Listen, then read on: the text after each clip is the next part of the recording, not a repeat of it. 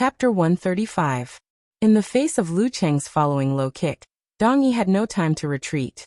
He could only twist his waist and pull out his leg. Using his leg as his foot, he straightened his leg and kicked out. Bam! When the 2 feet collided, Lu Cheng's calf tightened. He pushed his knee and directed the rebounding force to his thigh, and then to his waist and abdomen, straightening his spine. He used Dong Yi's foot as the ground to complete the second force. His right hand punched out quickly and fiercely. After numerous actual battles, especially the diversion force during the fierce battle with Wei Xingtian today, his mastery of the 24 blizzard strikes seemed to have improved to a higher level. He was actually able to connect the follow-up attacks in such an unimaginable way. There was really a feeling of continuous howling of the brutal blizzard. Dong Yi originally wanted to take advantage of the situation to dodge and open up the distance. He wanted to deal with it with his best flexible fighting style.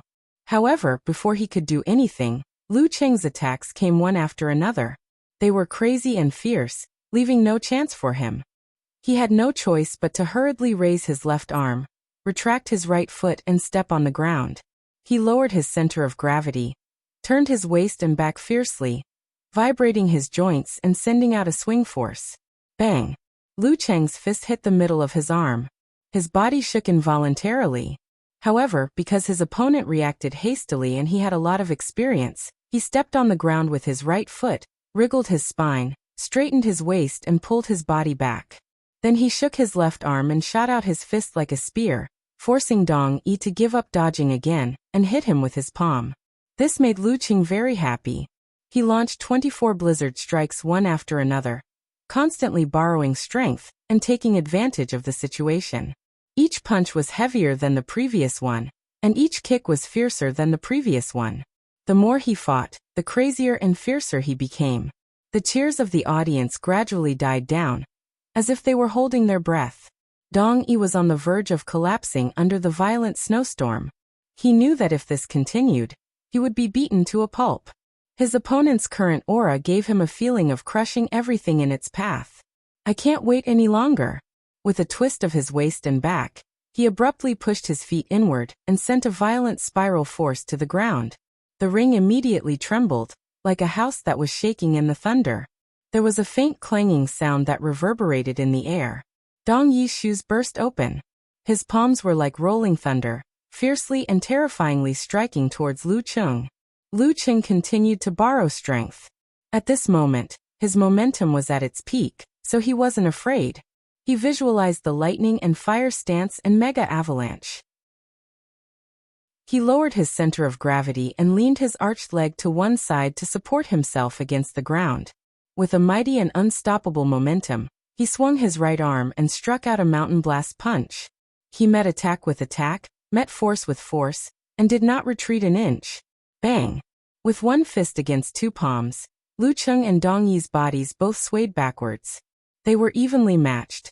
At this moment, Dong Yi's abdomen suddenly wriggled, and his throat opened. Go! Thunderclaps exploded. The sound of thunder shook the heavens. Lu Cheng didn't expect Dong Yi to use his unique skill in such a situation. His head buzzed for a moment. Waves seemed to appear in his frozen heart lake, forming a whirlpool and breaking the ice layer continuously. This made him feel dizzy, and his throat was almost filled with the smell of rust. He could no longer maintain his center of gravity and stumbled backward. Fortunately, he didn't underestimate Dong Yi. He maintained a cautious posture and bit the tip of his tongue at the critical moment. The stinging pain woke Lu Cheng up instantly. He quickly adjusted his center of gravity and kept the momentum of retreating, hoping to increase the distance and avoid the continuous attacks. However, Dong Yi didn't feel good after using his killing moves. He took a step back and then pounced again. He visualized the speed of thunder in his mind. He bounced his back and caught up with Lu Cheng in a few steps. His right palm formed a knife and suddenly chopped towards his opponent's throat. Lu Cheng just regained his balance and didn't have time to react. He could only twitch his shoulder and raise his right arm to block in front of his body. Bang! When the knife palm chopped Lu Cheng's arm, Dong Yi's left hand formed a bird's beak and quietly poked out, pecking at Lu Cheng's waist. Right palm leading, left palm poking, silent attack. This was the most dangerous killing move. Once the peck hit, Lu Cheng's waist would be crippled. At this moment Lu Cheng, whose heart lake had been frozen again, suddenly felt his hair stand on end, as if he had sensed some kind of danger. Although he hadn't learned the basics of ice mirror, after so many days of hard practice, his condensation stance's sensing ability had improved a lot. With the advantage of his advanced meditation, he could simulate some of the feeling of absolute reaction. However, some was still some. Lu Cheng could only sense the change of his hair standing on end. He couldn't sense how and where the enemy attacked. Without thinking, he tightened his right thigh and gave a fierce side kick to Dong Yi's genitals. He was using offense as defense. Dong Yi certainly wouldn't trade his life for Lu Cheng's waist. Seeing this, he gave up the dark thunder palm, lowered his center of gravity, and quickly pressed down his left palm to block Lu Cheng's kick. Lu Cheng withdrew his kick, turned around, and swept out his left leg. Bam! His left leg straightened like a soft whip and kicked towards Dong Yi's knee joint, forcing his opponent to block with his leg. After the collision and rebound, Lu Cheng took advantage of the momentum and launched a brutal blizzard attack again, bringing the situation back to the beginning. From the moment Dong Yi used the thunderbolt explosion, to the moment everything calmed down and returned to normal, the entire audience seemed to have experienced a great drama with ups and downs. Their cheers and encouragement for Dong Yi's victory had just reached their throats, but before they could reach their mouths, they abruptly stopped and were forcefully swallowed back down. Yanzhika in the Songqing University Martial Arts Club seat didn't have much reaction. Compared to the battle between Lu Cheng and Wei Xingtian, the danger just now seemed to be nothing. Deep in her heart, she seemed to be sure that Lu Cheng would be able to resolve the crisis. Of course, worry, nervousness, fear and other emotions were instinctive and couldn't be completely controlled. This made her body tremble slightly, and her hands unconsciously clenched, as if she was praying. Behind Yanzhika, Sun Jian, Li Mao and the others let out a long sigh. Until now they had just walked out of the danger just now. After a while, Dong Yi once again felt the terror of Lu Cheng getting fiercer and fiercer. He almost had the illusion that Lu Cheng would never stop. He took a deep breath, as if there was a thunder in his body, pulling at his abdomen. Open! Another thunderbolt from the clear sky, and Lu Cheng's movement slowed down. But compared to the killing move that he had planned for a long time, Dong Yi's hasty outbreak this time was not strong enough to make Lu Cheng feel dizzy. He also knew this, so he didn't want to hurt his enemy. He dodged to the side and opened up the distance with thunder-shocking steps. Lu Cheng took a deep breath, straightened his waist and back, and strode forward, chasing after him. Mixed with the momentum of defeating Wei Xingtian and the crazy attack just now, he showed the power of chasing after a desperate enemy bravely. Dong Yi's speed was faster than Lu Cheng, but he didn't have the ability of mercurial balance, so he wasn't as flexible as his opponent. And the arena was limited, so he couldn't just run in a straight line. He had to watch every time he changed his direction and position. The distance between him and Lu Cheng would be shortened, making them closer and closer. Even I, a newcomer in the arena, began to feel tired, but he didn't show any sign of weakening after 2 fierce fights. Dong Yi's heart skipped a beat, knowing that he couldn't get rid of Lu Cheng. Seeing Lu Cheng was so powerful, like an overbearing and horrible statue, his spirit was immediately taken away and his courage was shaken. Lu Cheng caught up with Dong Yi in large strides, raised his left hand, and smashed his fist down toward Dong Yi's neck. Seeing this scene, the entire audience seemed to have vaguely sensed something and fell silent again. Seeing Lu Cheng's punch, Dong Yi's eyes suddenly shrank. He didn't block it with his palm, but straightened his waist and straightened his spine, forcibly moving an inch to his left. At the same time, his left hand was as fast as thunder, poking at Lu Cheng's right chest. This change happened in a flash. Lu Cheng didn't expect that Dong Yi would completely give up defense, so he didn't have time to break the inertia to avoid the blow. He could only lean to the left, letting Dong Yi's palm graze his chest and poke the inside of his right arm. Yanzhika jumped up. In the heart-wrenching pain, Lu Cheng's left fist also hit Dong Yi's right shoulder. Crack! Dong Yi's shoulder collapsed, and his bones were broken. Enduring the pain, Lu Cheng resolutely attacked. His left arm bounced back, shook violently, and hit Dong Yi's temple. It was time to see who was more ruthless and faster. Bam! A palm blocked his left fist. The referee looked at Dong Yi, who had given up resistance, and raised his other hand, saying loudly, "Lu Qing wins." Until now, Lu Qing finally had time to reflect on the change just now. He covered the wound on his right arm with his hand and asked puzzledly, "Why bother? It's just a preliminaries, not a critical moment for qualifying. Why bother to exchange a broken shoulder for a minor injury? Why bother?"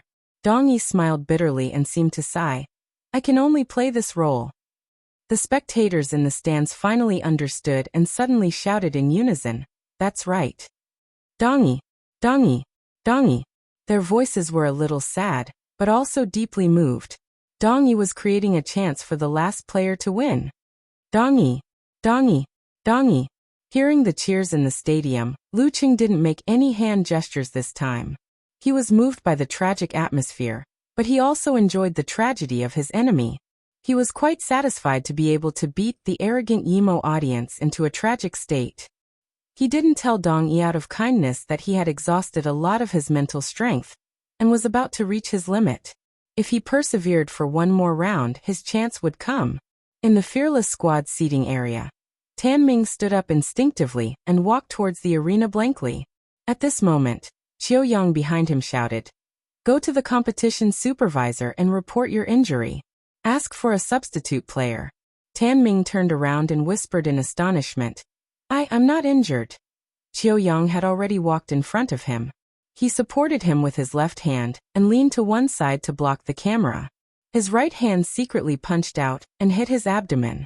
Tan Ming bent down and heard Qiu Yang say in a low voice, "You're injured now."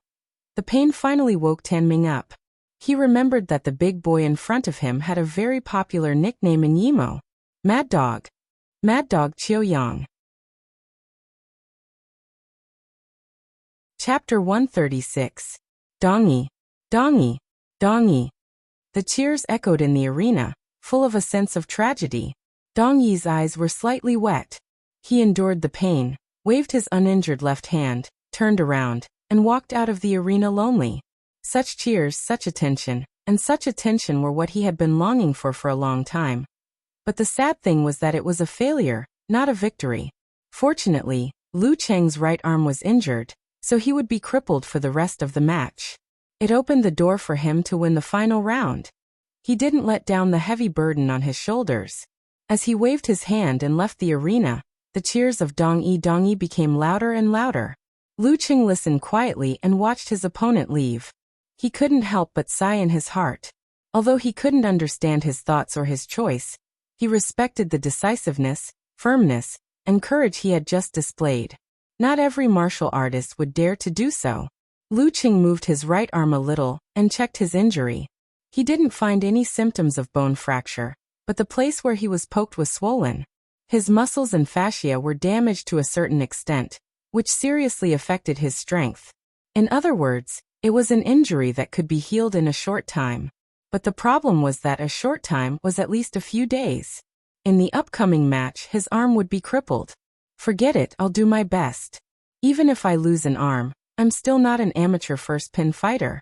No matter what, I can exhaust him and create an opportunity for Sun Jian to win the match." In the amateur level, the gap between first pin fighters was actually not that big. At this time, he was puzzled to find that the third fighter of Fearless Squad didn't rush to the arena. Instead, he stayed where he was and discussed something with Qiu Yang. Did he give up? Did he think that my stamina was limitless, so he didn't care about giving me more time to recover? Lu Qing didn't waste this opportunity. He closed his eyes, concealed his spirit and qi, and quickly entered a state of meditation. He put himself in a state close to sleep. Recovering a little bit of spirit was good. The Jindan was like a nebula, constantly expanding and shrinking, rotating slowly. Lu Qing felt like he was looking inside his own home. Thoughts settled one after another, floating like floating clouds. His heart was empty and quiet. Seeing that Lu Qing could still move his right arm, Yanjeka heaved a sigh of relief and sat back down. She pouted and complained to Dong Yi. How can this be? This wasn't an important match, so it wouldn't affect their chances of advancing to the next round. Why was his opponent acting like a madman and paying the price of a serious fracture just to hurt Chung? Cheng's injury looked like he would recover in at most 10 days, but it was not the case for his opponent. As the saying goes, it takes 100 days to recover from a serious injury. Even if a martial artist's physique was outstanding and his recovery ability was extremely strong, he would not be able to fight again for at least 50 to 60 days before reaching the inhuman level. By then, the group matches would have ended long ago. Wouldn't it be stupid to miss the next 5 matches just for this one match? How much hatred and resentment! While Yen Zheke felt distressed, confused and indignant, Gizershur replied with a sigh. There are too many bigoted people in this world, and there are also too many bystanders who can't understand what they value. With Fearless Squad's strength and martial artist style, without today's incident, when Qiu Yang returns and Wei Xingtian is alive and kicking again, how would Dong Yi have the chance to be remembered? Maybe he won't even be able to go on stage. The 2 people in front will take care of everything. After being ignored for so long, I have a desire to prove myself. Maybe this is a kind of martial artist spirit. Wei Xingtian majored in bright stone skill. Lu Cheng had restrained his strength at the end and used a delicate force, so although he was hit hard just now, in fact, he was not seriously injured. For him, what was more uncomfortable was that his internal organs were shaken. After a few days of rest, he would be able to recover to his peak state. Yen Zheke was born in a martial arts family, so she could understand. She nodded silently to show that she understood. But even so, she still disliked Dong Yi and still felt distress for Lu Cheng. In the live broadcast room, the host of Yimo local TV station was shocked by the resolute and tragic scene. After a long time he murmured, "It's not necessary. Xiaowei, what do you think?" Xiaowei smacked his lips and said, "This match is a bit tragic. If not for the background, I would have thought it was the key battle for the qualification of Songcheng Division. Dong Yi's courage is admirable, but I can't understand his choice. With Fearless Squad's strength, losing this match won't be so bad that they can't qualify. They have already defeated another popular team, Azure Dragon Squad, in the last match. The following matches are all opponents who are obviously weaker than them. Losing a match would at most be a loss of face. But now, I'm afraid Dong Yi will miss all the following group matches. Whether he can participate in the knockout match in May depends on his recovery. The loss outweighs the gain. Of course, with only the recovered Qiu Yang and Wei Xingtian, Fearless Squad will be able to defeat the weak in the following group matches. It's not a big problem even without Dong Yi. When they challenged Azure Dragon Squad in an away match, didn't Qiu Yang win 2 matches in a row? Wei Xingtian won the last match, and Dong Yi disguised as a coach to watch and cheer. Fearless Squad was led by Wei Xingtian without a coach. As for Lu Cheng's group, the favorites to qualify were Yimo's Fearless Squad, with 1 Dan stage and 2 professional 9th pin fighters, and Songcheng's Azure Dragon Squad, with 4 professional 9th pin fighters. If their strength was compared horizontally, in Xiushan's division, they could directly enter the 2nd stage of the preliminaries. In many divisions, even if there was only 1 professional 9th pin fighter leading the team, there was still hope for the team to qualify and participate in the knockout round. In the middle of Lu Cheng's group, there were 2 professional 9th pin fighters in Hongluo Squad and Songqing University Martial Arts Club members. The other 4 teams were relatively weak. 2 teams only had 1 professional 9th pin fighter, and the other 2 teams were purely amateur teams who came to see and experience because there were no restrictions in the preliminaries. In other words, even if Fearless Squad were to lose the match with Lu Cheng's team, the only opponent with any weight behind them would be Hongluo Squad. Moreover, it would be in the last round. Although Xiaowei was exaggerating a little by saying that the rest of the competition would be Hongluo Squad, he wasn't wrong. The TV host listened and agreed. He couldn't understand Dong Yi's choice, so he could only smooth things over. No matter what, Dong Yi showed us the courage and spirit of a fighter. Xiaowei, what do you think of the next match? Xiaowei laughed and said, although Lu Cheng's hand is temporarily disabled, he has mercurial balance and abnormal physical strength. Why would he be afraid of an amateur first pin fighter? He will exhaust his opponent to death. Even if Lu Cheng reaches his limit halfway, Songqing University Martial Arts Club has other fighters. I think Fearless Squad will lose 99% of the time. As soon as he finished, The TV host heard the director's prompt, and his expression suddenly became strange. Xiaowei Fearless Squad's third fighter, Tan Ming, suddenly fell ill and can't fight. He will be replaced by a substitute. Xiaowei couldn't help but chuckle. Are you scared? Are you scared?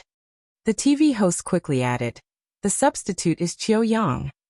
Xiaowei was stunned and said, it's a bit interesting. The gamblers watching the live broadcast cheered, and almost ran to tell others. Good news, good news. That toxic healer commentator supported Songqing University Martial Arts Club. And as soon as he supported, he immediately turned the situation around. In Lu Cheng's private forum, which was originally full of content such as pity, is the opponent stupid, beat another professional ninth pin fighter, and so on, suddenly exploded.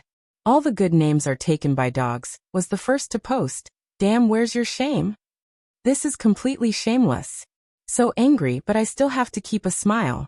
Lu Qing has won 2 rounds in a row, and he has earned enough.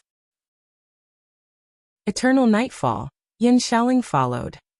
Unparalleled Dragon King said weakly, according to the rules, it's normal for a substitute to fight. Otherwise, why would there be a substitute? But the sudden illness is too fake. There were regulations on the conditions under which a substitute could fight. It was not something that could be changed by the coach on a whim. In that case, the list and order of the 3 main fighters would not be necessary. It was completely possible to decide who would fight first and put the original main fighters on the substitute. Depending on the situation, the order of replacement could be arranged flexibly. Therefore, the competition supervisor had to confirm that the main fighters were injured, sick, or mentally broken before they could be replaced. Generally speaking, it was a last resort. Niechichi said bitterly.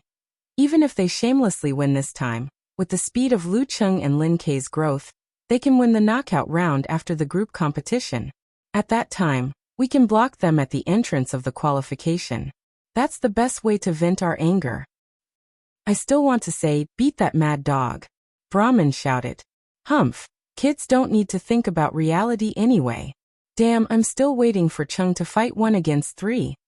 In Songqing University's dormitory, Kai Zongming blurted out. His roommates cursed for a while before calming down.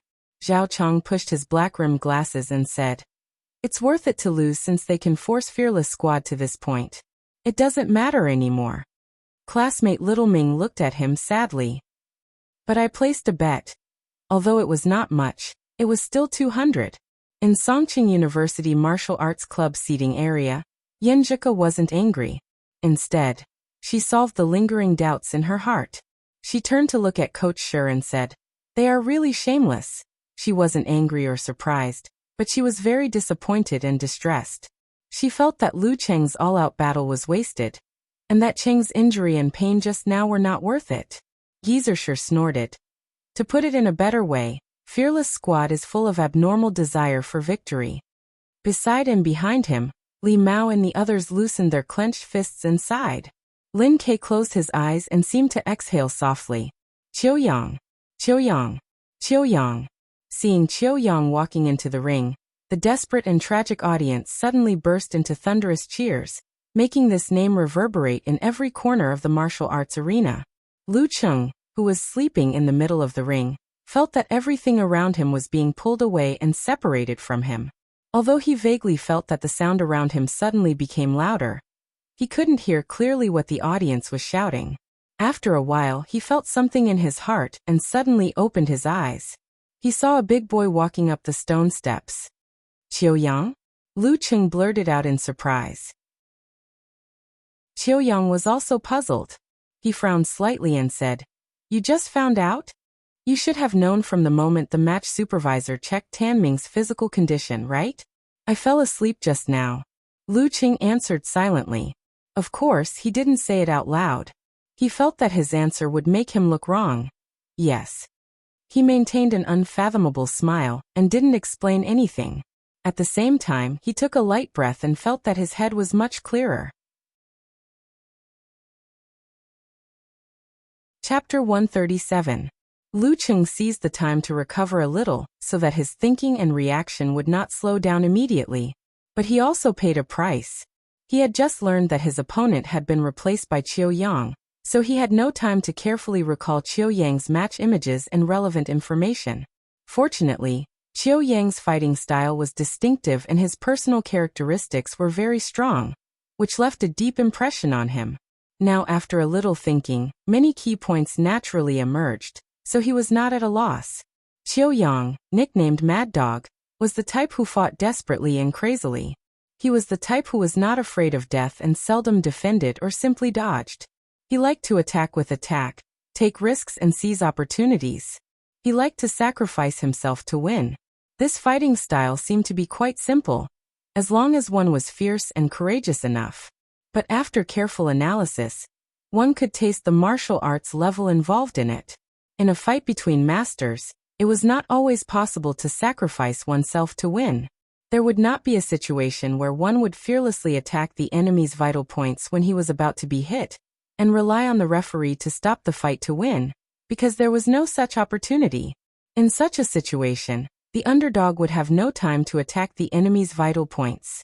If he forced himself to attack, he would be heavily injured in advance, making the counterattack weak and even abruptly stopped. Just like in the battle between Lu Cheng and Dong Yi, when faced with the Dark Thunder Palm, Lu Cheng did use a side kick to force his opponent to give up the killing move. However, the key point was not the side kick. Because of his preemptive reaction, Dong Yi would have cursed him for being an idiot and then calmly stabbed him in the waist.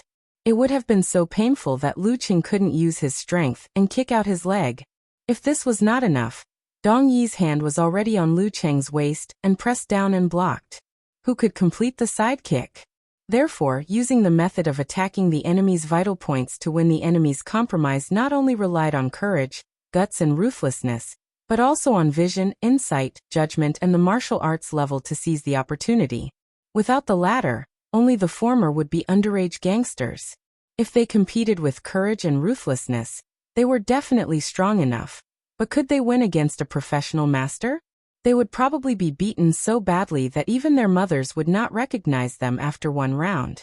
With an accurate judgment, a perfect grasp of timing, and a martial prowess that was sufficient to support the completion of one's thoughts, in addition to one's courage and determination, one would be able to exchange injuries for death by attacking one's vital points, forcing the other party to have no choice but to first protect themselves. Even if the opponent was a lunatic and did not change, the referee would still intervene and easily determine the final victor. That was because in a situation where there was no referee, it was clear who was injured and who was killed. The one who survived would definitely be considered the winner. Dong Yi's last poke at Lu Cheng was a perfect combination of vision, judgment, timing and courage. Of course, it was also because Lu Cheng didn't expect Dong Yi to have such a crazy idea. Once he was mentally prepared and knew Dong Yi's style, with his mercurial balance, there was a good chance that he could hurt Dong Yi and dodge the attack at the same time. If there was a desperate fight where both sides were injured, the referee would usually not intervene if it did not result in death or disability. However, if the opportunity was equal and both sides were likely to die together or be disabled, the referee would decide to call it a draw after stopping the fight. This was not unprecedented. Of course, there was bound to be some wrangling.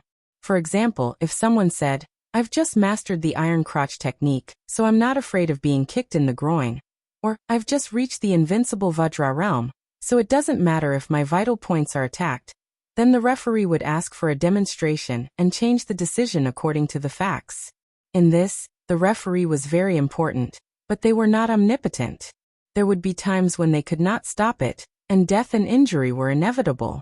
There were similar cases every year, but the relative probability was not high, even lower than car accidents.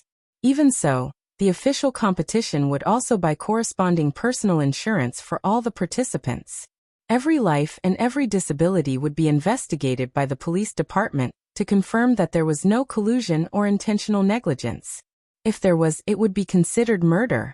As for the competition between the physical and vulnerability experts, the referee could not intervene. If the strength was not enough, he would not even dare to stay in the arena. Anyway, it was easy to injure experts of this level, but difficult to kill or cripple them, so there was no need to worry too much about them. All in all, Qiu Yang had not only relied on his viciousness and courage to survive until now, but also his martial arts level and judgment. He was the best of the best. Whoever looked down on him because of his nickname and fighting style would definitely end up in a miserable state. Moreover, Lu Qing noticed something. According to the data, Qiu Yang had several experiences of forfeiting. When facing an enemy 1 or 2 levels higher than him, he would always forfeit without exception. In other words, he was very clear-headed and knew that if he encountered a strong enemy with the Mad Dog style, it was very likely that he would be seriously injured, and nothing could be exchanged for it. He was a very rational Mad Dog. While Lu Qing was thinking, Qiu Yang had already stood in position and set up his stance. The referee raised his right hand and announced the start of the match. As if he had received the order to start running, Qiu Yang sprang up and rushed to Lu Qing like an arrow. His eyes were crazy and his momentum was overwhelming, as if he wanted to raise everything in front of him to the ground and tear it into pieces. Lu Qing had come up with a strategy for this battle, which was to rely on his mercurial balance to fight for a long time.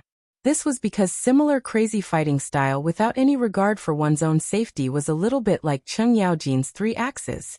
Once they were dragged for a long time, their spirit would be dulled, and their madness would be reduced.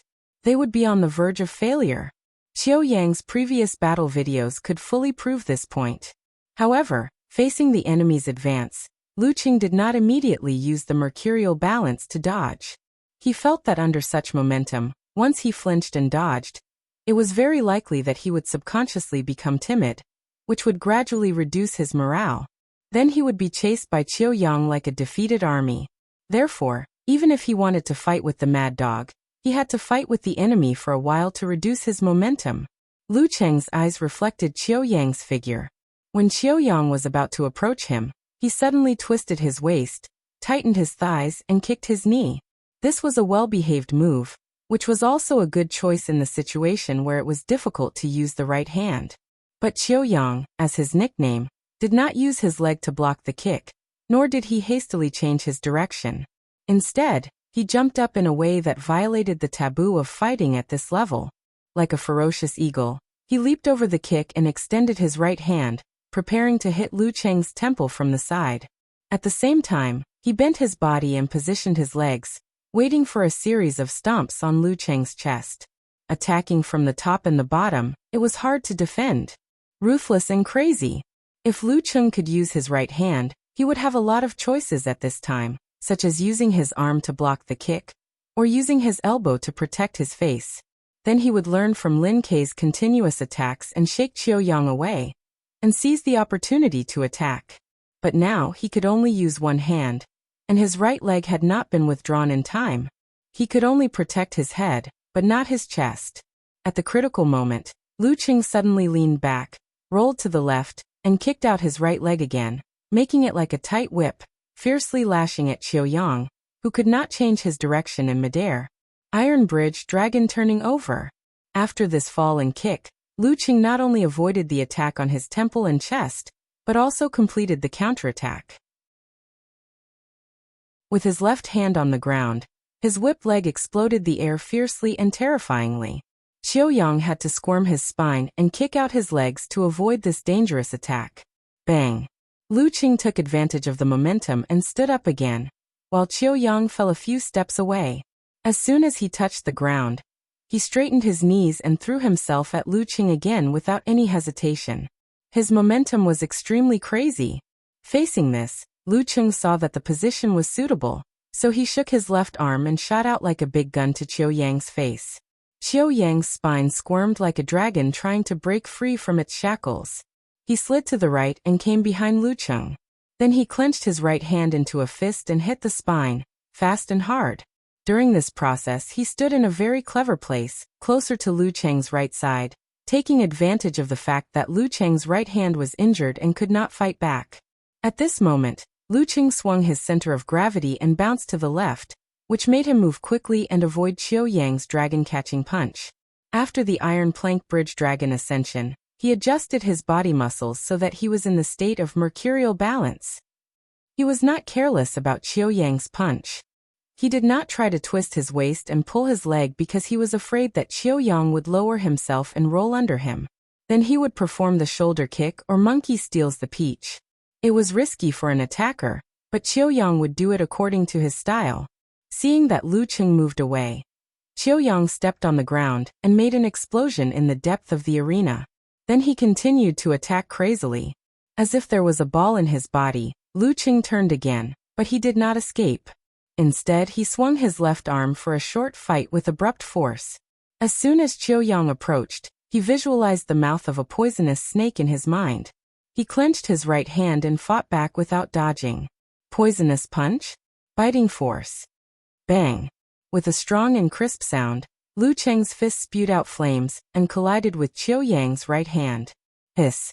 Both of them took a light breath and withdrew their hands at the same time. One of them felt like he was bitten by a sharp tooth, the other felt like he was burned by a flame. Both of them were mentally prepared and finished their follow-up actions calmly, leaving no chance for the opponent to take advantage of. Seeing this, Gizershi and Yanzhika were puzzled. They did not understand why Lu Cheng used the power of Blaze, which could not affect the opponent temporarily. Could it be that he wants to take this opportunity to temper and improve his supernatural ability? Gizershi pondered. Lu Cheng's idea was similar to his guess. Although his spirit had recovered a little, the mercurial balance required extreme concentration and could not be maintained for long. Therefore, he had to plan early. He planned to use the power of Blaze frequently to gradually squeeze the Jindan and try the second awakening. He wanted to try actively. After refining his bone marrow and 5 viscera bit by bit with Thunder Roar Zen, his physical quality improved rapidly. The cultivation during the winter vacation was not in vain. He thought that he could barely bear the initial backfire. He planned to try the Thunder Roar Zen in 2 or 3 weeks when he reached the entry level. Now that he was a little ahead of schedule, it should not be a big problem. However, ideals were just ideals most of the time. After a while of guerrilla fighting with mercurial balance, he tragically found that he had no chance to use abrupt force or release flames because the opponent would not cooperate with him. If he tried it rashly, he would be defeated before he could squeeze the Jindan. The bitterness in his heart couldn't be felt by outsiders, but both Qiuyang and the audience in the stands were getting more and more desperate. They couldn't see any sign of weakness from Lu Cheng, and they couldn't see any possibility of his physical strength declining. It seemed that he could continue to rely on his mercurial balance and wouldn't give up until Qiuyang was exhausted to death. Qiuyang narrowed his eyes and seized the opportunity when they were close to each other. In his mind, he visualized a poisonous snake that shot lightning and bit people. His body trembled and his spine bent into a bow shape. Then he suddenly bounced up and pushed himself to the front of Lu Cheng at a speed beyond the body refining state. He clenched his right fist and threw out the poisonous bite. Lu Cheng had a deep impression of this killer move when he watched the video. He did not dodge blindly because the subsequent chain of kicks would be more terrible. He shook his left shoulder and bounced up his arm to block the punch. At the same time, he steadied his center of gravity and was ready to twist his waist and swing his leg to block the next killer move. Bang! Lu Cheng suddenly realized that they were too close to each other. Qiuyang's left hand was injured, so he couldn't punch out, leaving a huge opening for Lu Cheng to attack. His right arm was seriously affected by the injury, but it did not mean that he could not use it at all. Enduring the pain and the consequences of aggravating the injury, he could still throw a punch or two. Lu Cheng did not hesitate to tighten his right arm and endure the pain. Then he threw a seabed forward punch at Qiuyang's lower abdomen. At the same time, Qiuyang's crazy eyes locked on Lu Cheng's lower abdomen. I have not used my left hand because I was waiting for this opportunity. It can't use its full strength, but it can still help me win at the critical moment. My previous patience should have completely paralyzed you. Bang! He threw a crushing punch at Lu Cheng's lower abdomen. They threw out their punches quickly. Because of the difference in height and body shape, even though they were on the same side, they did not directly hit each other. Instead, they ran to the target by brushing against each other's fists. Bang! Bang! The referee reached out to block their fists. He gasped and said, Draw? Qiuyang felt that this was the most inexplicable match he had ever fought. How could the well-prepared trap end in a draw? Lu Cheng was as confused as Qiuyang. He vaguely felt that he and Qiuyang had made the same choice at that moment. Fortunately, I still have the desire to win, and I was brave and determined enough to not hesitate at that time. This is also good. A draw means that both of us left the stage. I still have someone behind me, but Fearless Squad has no one. In other words, we won. We won. Chapter 138. The referee took 2 deep breaths, withdrew his hand and asked, "Do you have any questions?" Qiuyang had recovered from his confusion. Looking at his and Lu Cheng's still clenched fists and stiff postures, he had a rough idea of what had happened just now. When he jumped out of the trap, his opponent seized the opportunity. He was very sullen, very depressed, and very much wanted to vent, very much wanted to roar, but the main source of the matter was still his own mistake. He was complacent in the well-designed trap, but neglected that the other side could also be paralyzed by his right hand, just like him. He couldn't find anyone to blame, and there was no reason to quibble. He wanted to beat the referee, but he knew the gap between them was too big. He couldn't beat the referee, so he could only hold back his anger and said, "I have no problem." Lu Cheng also figured out what was going on. He sighed inwardly that his thinking was really starting to become sluggish, and he didn't react in time. He held back his laughter and said, "I also have no problem." Of course he had no problem. If he continued to fight, his brain would become numb and his reaction would be slow. It was perfect to fight to a draw and win the final victory. One must know one's limits. While speaking, he secretly imagined that he had won because he had the Jindan hidden in his lower abdomen. If he was hit by the crushing punch, it might react and save him from injury. However, this was just a fantasy. Who knew if the reaction of the Jindan would directly burn and freeze him, just like the dead black carp. Compared to the emotional outburst and ecstasy when he defeated Wei Shengtian, Lu Cheng's joy was very mild, because he couldn't be excited even if he wanted to. His body hadn't reached its limit, but his spirit was exhausted. Like a martial artist who had gone through a marathon hard battle, how could he have the strength and passion to crazily celebrate the victory? He just needed to quietly enjoy it. This was truly a long, arduous, and tragic match. The audience in the stands also did not immediately react to what had happened. They did not understand why it was a tie all of a sudden. Some of them were blocked by the referee who was very close to the scene of the incident. Some of them did not see clearly because the two sides were too close and the punch was too fast. When the big screens hanging in different parts of the martial arts arena began to replay the scene in slow motion again and again from various angles, they realized that both sides had chosen to activate their injured arms at the same time to seize the opponent's flaw and create a situation where both sides were injured. A punch to the lower abdomen did not necessarily result in death, nor did it necessarily result in disability. In fact, martial artists could shrink their abdomen in time to avoid the most severe injuries, but after being hit, they would collapse on the spot and curl up on the ground. There was no problem with the referee stopping the fight in time. However, a draw would mean that their own team had lost the match. They had lost a match that they had originally thought to be in the bag. The audience fell into silence once again. It was an extremely oppressive silence. They felt that all their enthusiasm and expectations had gone down the drain. All their longing for release and ecstasy had been eaten by dogs. Disappointment, anger, and unwillingness quickly brewed in his heart. Lu Cheng enjoyed the silence and felt that it was no less than the cheers of the home audience. Then he heard the referee announce loudly, "A tie." Fighters from both sides leave the arena. He exhaled and glanced at Qiuyang, who had restrained his madness and unwillingness. He saluted with his hands folded, turned around easily, and walked out of the arena. This guy was too smart for his own good. He would probably regret it for a long time. Just thinking of this made him feel King good. You guys are so shameless to be the substitutes. Alas, after all, I am not a saint.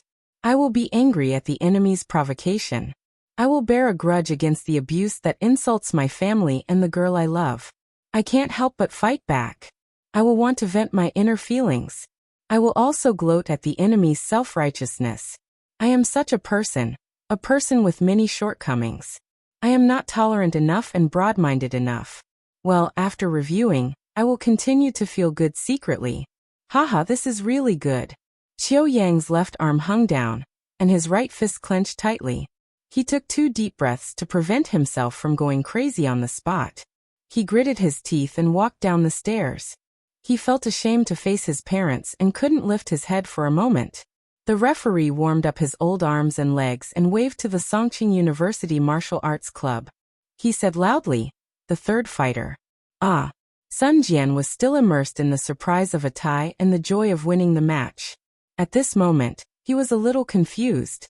After a few seconds, he suddenly came to himself and pointed to himself, saying loudly, "Do I still need to fight?" "Well, the rules are set," the referee replied. "Well."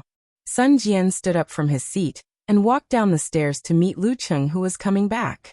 Seeing that they were about to meet, he raised his right hand and tried to high-five Lu Cheng to celebrate. Lu Cheng wanted to respond, but when he moved his right arm, he felt a sharp pain and had to give up. His left hand was not in the right position, so it was very awkward to high-five. So he could only look at Sun Jian with a bitter smile. Sun Jian suddenly realized. He quickly clenched his right hand into a fist and gave a thumbs up. "Awesome. I'm sincerely convinced by you." "You sound like you were not convinced before," Lu Cheng criticized in his heart. He nodded with a smile and joked, "So this counts as fighting, right?" Sun Jian suddenly fell into deep confusion. Does this count as fighting or not? When Lu Cheng returned to the seats of the Songqing University Martial Arts Club, Yanjika had already stood up and greeted him. She asked happily and worriedly, "Are you okay? How's your injury?" "It was okay at the beginning, but now it seems to be a little worse," Lu Cheng answered honestly. At the same time, he saw Li Mao, Guoqing, and Li Xiaowen applauding and giving him thumbs up. Even Lin Ke nodded his head slightly. Yanjika glanced at him. Her eyes were bright and full of emotions. "Who asked you to be brave?" She stretched out her hands and checked Lu Cheng's injury through his clothes. Lu Cheng grimaced in pain and said in a low voice, "If I don't act brave, I'll lose. I'm almost exhausted.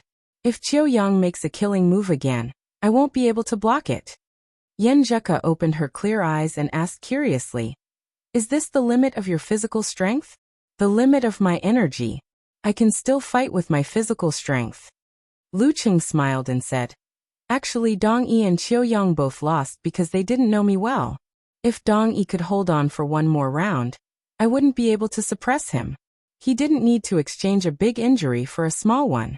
As for Qiu Yang, he was too impatient. If he fought with me for one more minute, I wouldn't be able to hold on. Unfortunately, both of them realized that they couldn't wait for my limit, so they took a more radical approach. There was a certain difference between the two fights. Dong Yi might not be able to hold on for one round of brutal blizzard. The winner was still unknown. Qiu Yang, on the other hand, would definitely lose as long as he was patient and didn't rush to attack. Yanjika smiled and said, "The advantage of asymmetrical information is also an advantage. Anyway, you haven't shown your limit yet. You can use this to influence your opponent in the future." Then she breathed a sigh of relief and said, "You don't have a big injury on your bones. I'll have to ask Coach Sure about it." Geyser smiled and said, "Are you done whispering sweet nothings to each other? You finally remember this old man?" Yanjika suddenly blushed and turned her head to the side. She bit her lower lip with her white and neat teeth. Lu Cheng could only laugh awkwardly and didn't know what to say. Geyser was satisfied with his own humor. He looked at Lu Cheng and said, "Your fascia and muscles are injured. I guess you need to rest for a while. Let's go back to the locker room and do a detailed examination." Coach, you can see that." Lu Cheng was shocked. "Is this X-ray vision?" Geyser said unhappily, "Haven't you heard of the enemy freezing heart move? You moved your right arm within 5 meters of me and affected the muscles and fascia there. If I didn't feel it, I would have wasted my years of martial arts training." "Oh, so it's the upgraded application of the ice mirror." Lu Cheng suddenly realized. He was more and more afraid of the ability of a high-ranked fighter. At this time, Geyser reached out and quickly patted Lu Cheng's wound. Yanjika and Lu Cheng were scared, but they didn't have time to stop him. With a cold feeling, Lu Cheng felt the pain in his wound was relieved a lot. Although it was still difficult for him to use force, At least he felt more normal. Thank you, coach. Lu Cheng resisted the urge to call him teacher. Yan Zhika woke up and said angrily, Coach Shi, why didn't you say hello first? Scared to death. At this time, Sun Jian stood beside the referee and looked at him. He raised his right hand and said, the final round, Songqing University Martial Arts Club wins. Sun Jian was confused and sluggish. He couldn't help but think, I'm just going on stage to put on a show. The announcement of the result of the match suddenly woke up all the spectators from their silence. Some were cheering loudly for their own team members, some were screaming because of extreme disappointment, and some were angry and kept cursing their own team members, and the Songqing University Martial Arts Club members. The scene became chaotic and a little hysterical. Not everyone could accept failure so generously. Seeing this, the staff immediately rushed to the seats of the Songqing University Martial Arts Club and said anxiously, hurry up and go back to the locker room. 5 minutes, only 5 minutes. Get changed and leave immediately before they leave the stadium. Lu Cheng and the others were planning to celebrate this hard-won victory in the locker room. Hearing this, they were all shocked and didn't say anything. After Sun Jian left, they immediately returned to the locker room, took a shower, changed into their normal clothes, and left through the side door with the staff. They boarded the bus that had been waiting for them. They didn't breathe a sigh of relief until the bus was far away from the stadium. Such an away game was horrible. Even in such a terrifying away game, the entire stadium was silenced by their own team. While feeling happy, Sun Jian smiled bitterly and said, it's a pity that I didn't have a real fight. Geezer Shi had just finished checking Lu Cheng's wound. He laughed and said, there will be plenty of chances later. These two rascals won't recover in a short time. Lin Ke forced himself to use the yin-yang twist, so his joints are injured and his body is shaken. Not to mention the competition, he can't even practice in the next week. It will take at least 3 weeks for him to fully recover. As for Lu Cheng, well, he could have recovered in a few days, but he forced himself to punch and aggravated his injury. It will take about 2 weeks for him to return to normal. The next match is our home ground. Our opponent is not strong. Sun Jian, Li Mao, and Lin Hua are the main force. Yan Zhika and Guo Qing are the substitutes. P.S. I have something to do in the afternoon. The match in the evening is at 11 p.m. Chapter 139. As soon as Geezer Shi made the announcement, Lu Qing felt Yan Zhika sitting up straight beside him. Her eyes were shining. She seemed a little excited and a little nervous. In case anyone felt unwell, she would be able to enter the arena. Seeing this, Lu Cheng said half jokingly and half confusedly, Coach Shi, I'm only injured in my right arm. I can still fight. It's not a problem for me to bully amateur fighters. If I meet a professional ninth pin fighter, I can also hold my own. He had focused all his attention on Fearless Squad, and didn't pay attention to the opponents in the next 2 rounds. He thought that no matter how weak they were, they couldn't be that weak.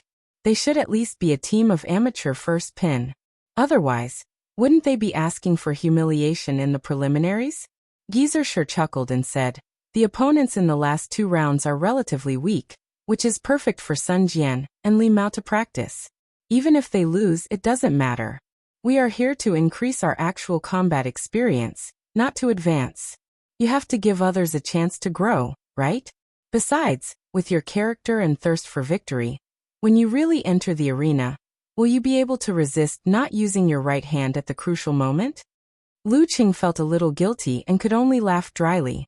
Geezer Shi continued, saying earnestly, and after 2 weeks of 5 high-level actual combat, you also need some time to digest and avoid becoming impetuous. Another very important reason is that your martial arts style has not yet been finalized. Every intense battle will have a great impact on you, causing you to develop certain fighting habits. For a martial artist, not having a habit is the best habit. This requires you to accumulate a lot of experience in a short period of time before calming down and leaving the battle for a period of time. Then, you will examine yourself from a different perspective, analyze your problems, and overcome your habits. He used the word calm twice. Lu Cheng felt that it was reasonable. He felt that a fighter with a good teacher would take less detours in the process of growth. These words made Yanjuka and the others ponder. They connected with themselves and understood. It was not good to leave in a hurry. Seeing that everyone was thinking about his teachings, Gizershur smiled proudly. Brat, today I will let you know what it means to be old and experienced. If I let you enter the arena, it is not impossible to advance in the group. When the time comes and you really fight for a place in the division, and enter the second stage of the preliminaries in the second half of the year, what will you do? Aren't you slapping this old man's face? The carriage was quiet for a while. Seeing that they were getting closer and closer to Yimo transit station, everyone began to reminisce about the competition just now, as well as the hard-won harvest. We had to sacrifice 2 of our main forces in order to barely snatch victory from Yimo. It was truly bitter and difficult. Li Mao could not help but sigh. Guoqing nodded in agreement. Isn't that so? Lin Ke and Cheng were both very capable. They had managed to do the impossible. It's just that in the end, it felt like we were running away. You can't say that. Sun Jian immediately retorted and posed as if he was singing an opera. This is called playing the hero in Changben Slope, going in and out of 1,000,000 soldiers 7 times, and then retreating calmly after killing them all. His words immediately caused the crowd to burst into laughter. The atmosphere was joyous, filled with the joy of victory. In the live broadcast room of the TV station, the local host's face was ashen. He could not hide his depression and disappointment. He could only smile stiffly and say, Xiaowei, can you give us an analysis of the final tie? Xiaowei said excitedly. This is my battle to establish my name. Didn't some people say that I'm a toxic healer? Look, didn't Fearless Squad also lose today? I predicted in advance that they would lose 99% of the time. That's why we shouldn't be superstitious. If you spread rumors again, be careful not to be struck by lightning. Alright, back to the topic. Let's look at the last part in slow motion. Were both sides synchronized? They both disregarded the consequences and used their injured hand, resulting in a lose-lose situation. However, I have to say that there is a difference between their seemingly identical actions. Qiu Yang actively created an opportunity to use his left hand, while Lu Qing passively reacted. In other words, Qiu Yang had carefully designed a trap with his injured arm from the beginning, waiting for Lu Qing to step into it. But because he was too confident and proud of this, he neglected the possibility of his opponent risking his life. He failed to see Mount Tai and went for wool and came home shorn. When we were first challenged by the Songqing University Martial Arts Club, I bet that the Fearless Squad definitely looked down on them. They must have thought that since we have a professional 8th pin in the Dan stage and 2 professional 9th pin masters, why would we be afraid of a bunch of immature kids? It's not a big deal to lose to Qiu Yang. In the end, everyone saw that even with Qiu Yang, they still lost to Songqing University Martial Arts Club and lost face. Of course, this can't be entirely their fault. Who would have thought that Songqing University's Lu Cheng's stamina would be so abnormal? With him, it's equivalent to having 2, 3, 4, 5 professional 9th pin masters, or maybe even more. Anyway, I can't see where his limit is. This makes the Songqing University Martial Arts Club equivalent to a weakened version of the Azure Dragon Squad, a strong contender for the qualification to advance in this group. Defeating the Fearless Squad, who had underestimated their opponent and had engaged in a fight in advance, isn't too inconceivable. Xiaowei was enjoying himself when he suddenly realized that the host beside him was looking at him strangely. The director, cameraman, and lighting technician in front of him were also looking at him strangely. They all looked like they wanted to slap and kick him. This is Yimo TV station's building. Almost everyone here supports Fearless Squad. The people here are tough. Even a random passerby might have an amateur level. F***CK. Even if I'm also a 13 Grand Guardian's brute training, I probably won't be able to walk out of this building if this continues. A wise man submits to circumstances. He smiled shyly and forcibly turned his inclination back. For Fearless Squad, this isn't the end of the world. It's better to suffer a setback early than later. It's better to suffer a setback in the group stage than in the knockout round. As long as they can learn their lesson and stop underestimating their opponent, with their strength and foundation, they're still a popular team to advance in this division. After saying all this in one breath, He Xiaowei saw the director and host nodding slightly and softening their gazes. He Xiaowei quietly heaved a sigh of relief.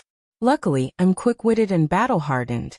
The gamblers in front of the TV were already paralyzed on the spot, muttering things like rooftop and Sha * County Hotel to themselves.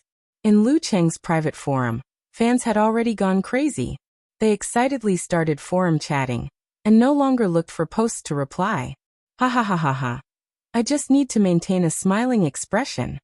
The moderator, Eternal Nightfall, Yin Xiaoling took the lead. Nie Qiqi followed closely behind. Listen to my barbell-like laughter, and you'll know how excited I am. Defeating the strong with the weak and creating miracles, that's how exciting it is. Brahmin was even more delighted with her words. Who asked you to be shameless? Who asked you to look down on my idol? Who asked you to call him Mad Dog? You should have called him Husky instead. I can't believe he won. It's only been a month and my idol can already defeat 3 opponents at once. In the crazy atmosphere, Unparalleled Dragon King tried to maintain his rationality and seriously analyzed. It's not that Lu Cheng can defeat all the professional 9th pin fighters. Although his fighting talent is really good, he's good at judging, seizing opportunities, and is often quick-witted, but the most fundamental reason is that he's in the stage of rapid improvement. Also, he's a martial arts newcomer and hasn't been fixed in all aspects. Almost every competition has new things and new changes, which makes people unable to predict in advance through previous videos. Plus, with his extremely abnormal physical strength, he can really make those experienced masters feel overwhelmed. Because it was a forum chat, he divided such a long paragraph into several posts, so that it could be displayed in the title. We don't want to listen to the analysis today, we just want to celebrate. Drive, drive. Those who wanted to drive just now come out. Yin Xiaoling shouted. Okamoto's fan laughed. Drive right away. Underage girls, stay away. You'd better continue to be soft and cute. Humph, in this online world full of old drivers, who can always be soft and cute. Now is the time to celebrate Lu Cheng defeating a strong opponent. Why don't we tear off our masks and face it naked? No, face it frankly. Yin Xiaoling replied with a spirit of self-deprecating. Okay, I'll post it right away. Okamoto's fan immediately agreed. After a short while he posted a post. The old driver is driving, the beautiful young woman and her harem. Beep Sawadika. My Buddhist name is Luan Lai. Snatched the sofa. Hey, student card. Yin Xiaoling also appeared here. After swiping the card to reply, Unparalleled Dragon King appeared. Go to hell. It's the first episode of the Calabash Brothers. Yin Xiaoling followed up and replied, Go away. You're not a real driver. After a long time, in the aftertaste of the celebration, Brahmin found Yin Xiaoling. Little Nightfall. I think we need to be careful of some people from Yimo. They look so excited. In the past, fans of Longhu Club and Shangqing sect often bombarded each other's forums. Yin Xiaoling replied calmly. If they want to, then so be it. There aren't many people in our forum anyway. It's not a big problem to be affected for a day or two. When the time comes, we can just find a software to delete them in batches. Thinking about it is one thing, but I'm still angry. When our Lu Cheng improves little by little and has more and more fans, let's see who dares to bully our forum. Even if they want to be bombarded, they have to consider the price they have to bear. In the home team locker room of Yimo Martial Arts Stadium, the atmosphere was so oppressive that it was terrifying. No one dared to speak, for fear of provoking Mad Dog. Qiu Yang's expression was gloomy, no longer as fresh and clean as usual. His eyes were filled with dangerous irritability, as if he couldn't wait to find someone to fight to vent his anger. Wei Xingtian sat quietly on the bench, like a volcano that was about to erupt. After a few minutes, Wei Xingtian suddenly stood up and sighed. The reason for today's failure is because I underestimated the enemy. I underestimated Songqing University's Lu Cheng and Lin Quebec. It would have been better to arrange for old Dong to take the lead. Go out, appease the audience and accept the interview. If a defeat can defeat us, then what is the point of practicing martial arts and participating in the preliminaries? We should just go home and sell sweet potatoes. Old Dong is treating his injury in the emergency room. Don't let him down. After finishing his words, he strode to the locker room door, facing failure head-on. Qiuyang exhaled and followed him. The reason why he was convinced by Wei Xingtian wasn't because he was better than him, but because he was arrogant and unruly, but he didn't lack any of the responsibilities he should have. In the cafeteria of Songqing University, Lu Qing put down the ointment bandages and the tray he was carrying, looked at his right arm that was bulging because of the bandage, and joked to Yenjika. I'm always a little worried. I always feel that the school hospital is a bunch of veterinarians. Yenjika sat opposite him, supported her cheek with one hand, and couldn't help but laugh. Aren't you scolding yourself? That's true. Lu Qing held the chopsticks in his left hand, picked up the chicken in front of him, put it into his mouth and showed off. Although my right hand can't do delicate work for now, my left hand is not bad. With his fine control of the muscles in his body, he could barely maintain his daily life with his left hand. Yenjika didn't change her posture, rolled her eyes and smiled. I also said that if your left hand is not convenient, I will reluctantly help you pick up some food and feed you, since you are so good. Lu Qing suddenly had the impulse to bang his head against the wall. Why am I so stupid? He glanced at the plate, deliberately used the chopsticks to pick up the peanuts in the kung pao chicken. Pack, he didn't hold it firmly and dropped it. Pack, he didn't catch it again. You see, I can only pick up something that is easy to pick up. He looked at Yenjika eagerly. Yenjika rolled her cute eyes, looked at the ceiling of the cafeteria, held back her laughter, and said ruthlessly, Then eat the part that is easy to pick up, or I can give you a spoon. Oh. Lu Qing was speechless for a moment. Seeing him like this, Yenjika's dimples appeared. She picked up a peanut and put it to his mouth, not daring to look at him, only looking at the two chopsticks. Lu Qing was delighted, opened his mouth, and took a bite. After chewing carefully and swallowing, he praised, It's 100 times more delicious than usual. This is the taste of sweetness. Too exaggerated. Yenjika scolded with a smile, and then sighed with a slight blush. When I used to check Weibo and forums, every time I saw someone saying that the most tired couple was feeding each other in the cafeteria, I would like it. I never thought that I would have such a day.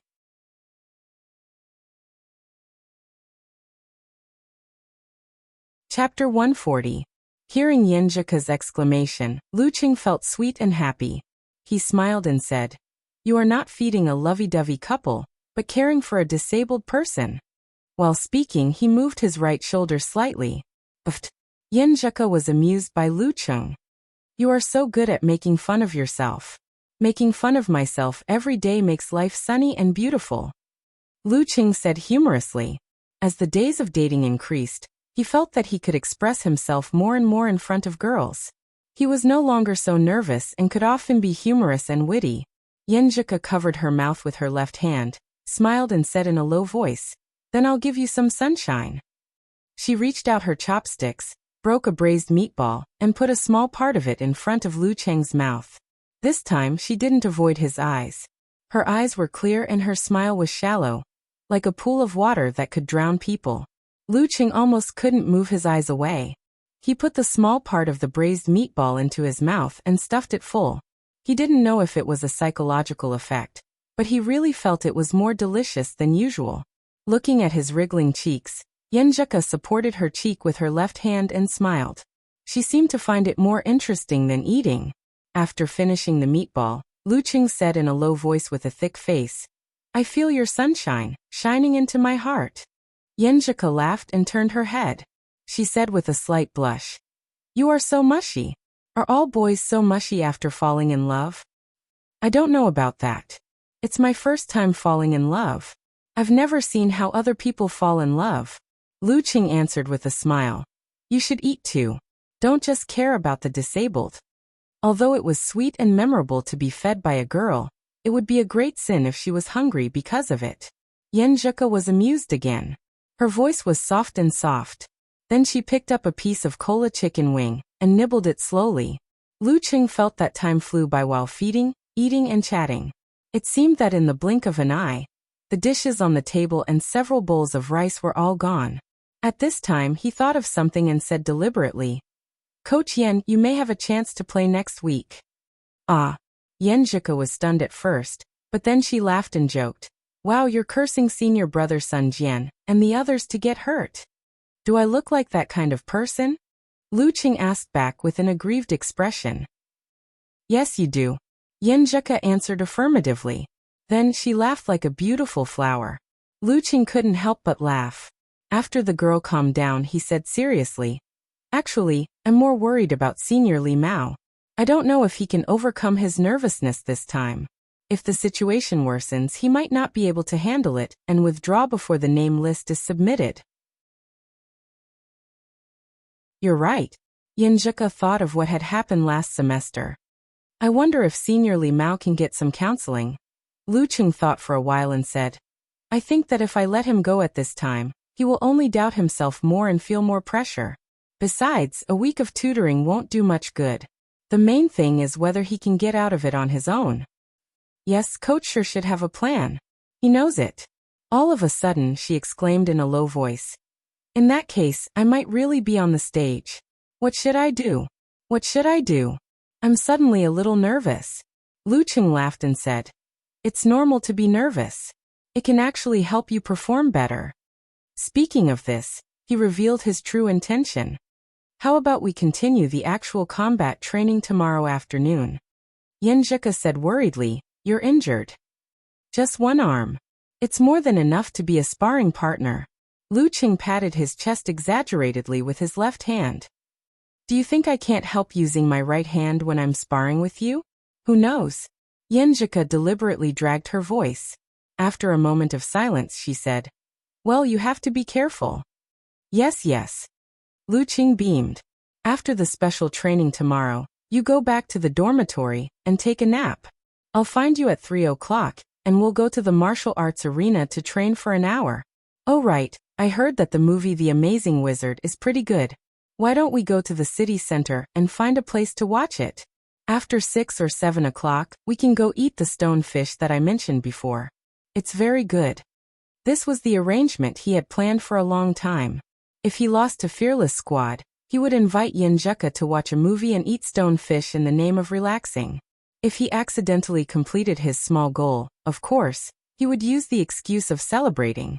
All in all, they were all excuses to ask Yenjika out. Yenjika smiled and said, what a coincidence. My roommate said that we would go to watch The Amazing Wizard together for a group activity tomorrow night. Ah. Lu Qing felt like he was hit in the head. His brain was spinning quickly, thinking of how to bewitch the girl. At this time, Yenjika snorted and looked to the side. Since you're a disabled person, I can only reluctantly let them down. Good. Coach Yen is so beautiful and kind. Lu Qing was overjoyed and complimented. This date didn't need to be checked out. They were all checked out last time. After complimenting, he asked casually, the relationship between you roommates seems to be pretty good. Yeah, there are good and bad dormitories everywhere.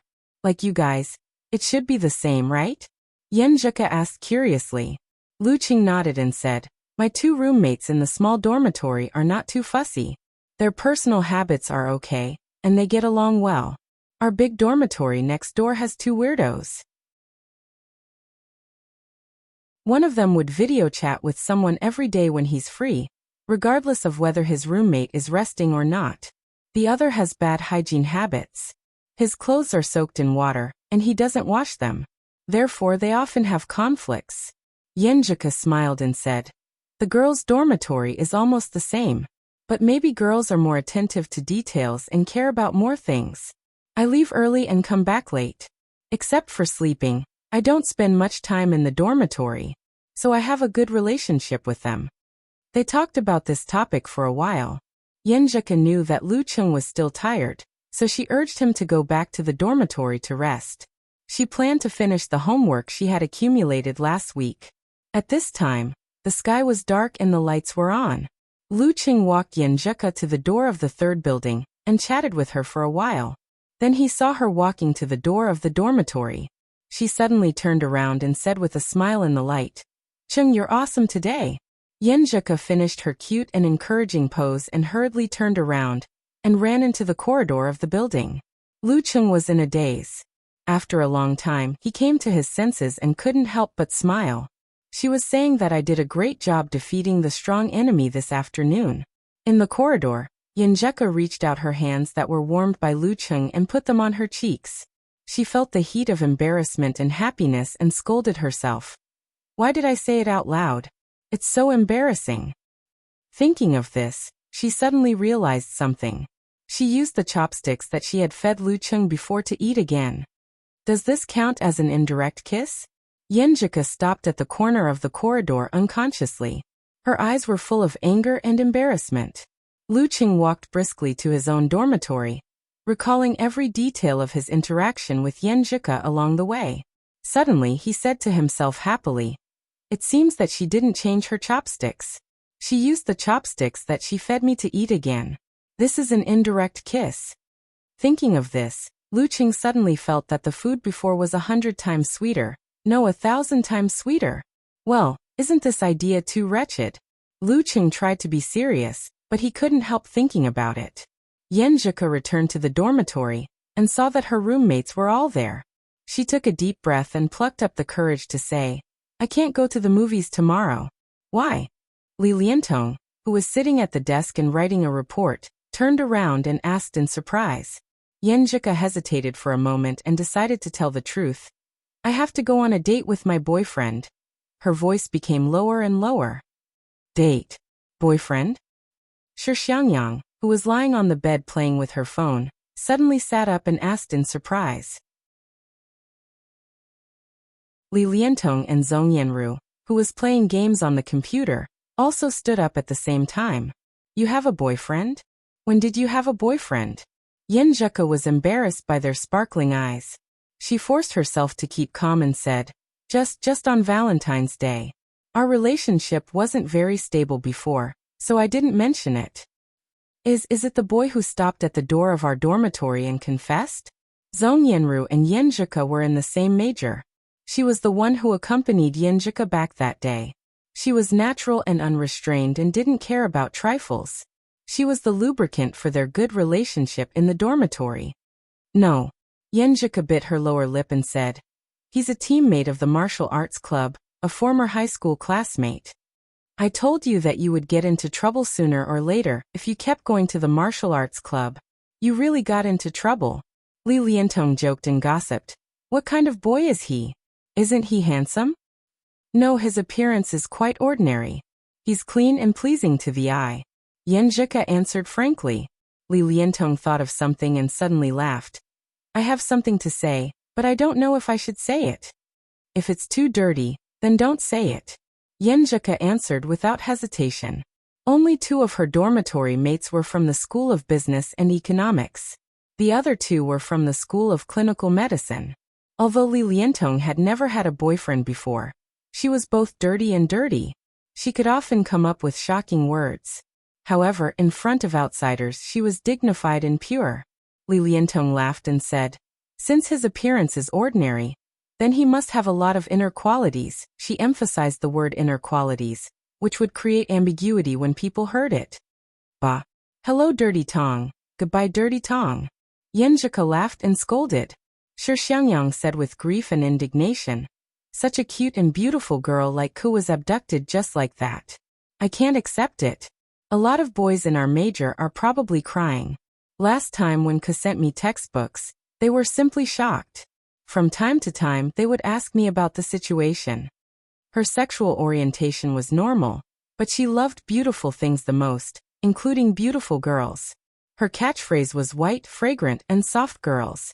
Who didn't like girls? The boys in our college will probably be devastated. The goodies have flowed into the fields of outsiders. Zhong Yanru also joked and then asked curiously, "Ku, what kind of boy is he?"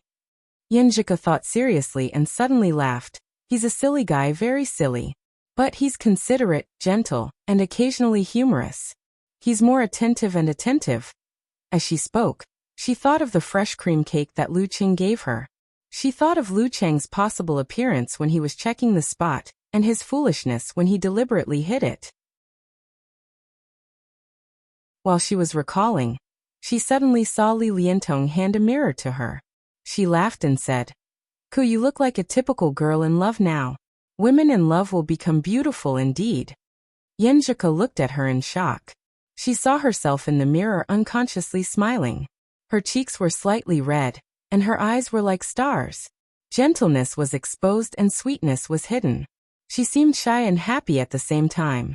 She was so beautiful that even she was a little surprised. Is this how I look now? It's only been 10 days since Chung confessed. It's only been 10 days since I tried to accept.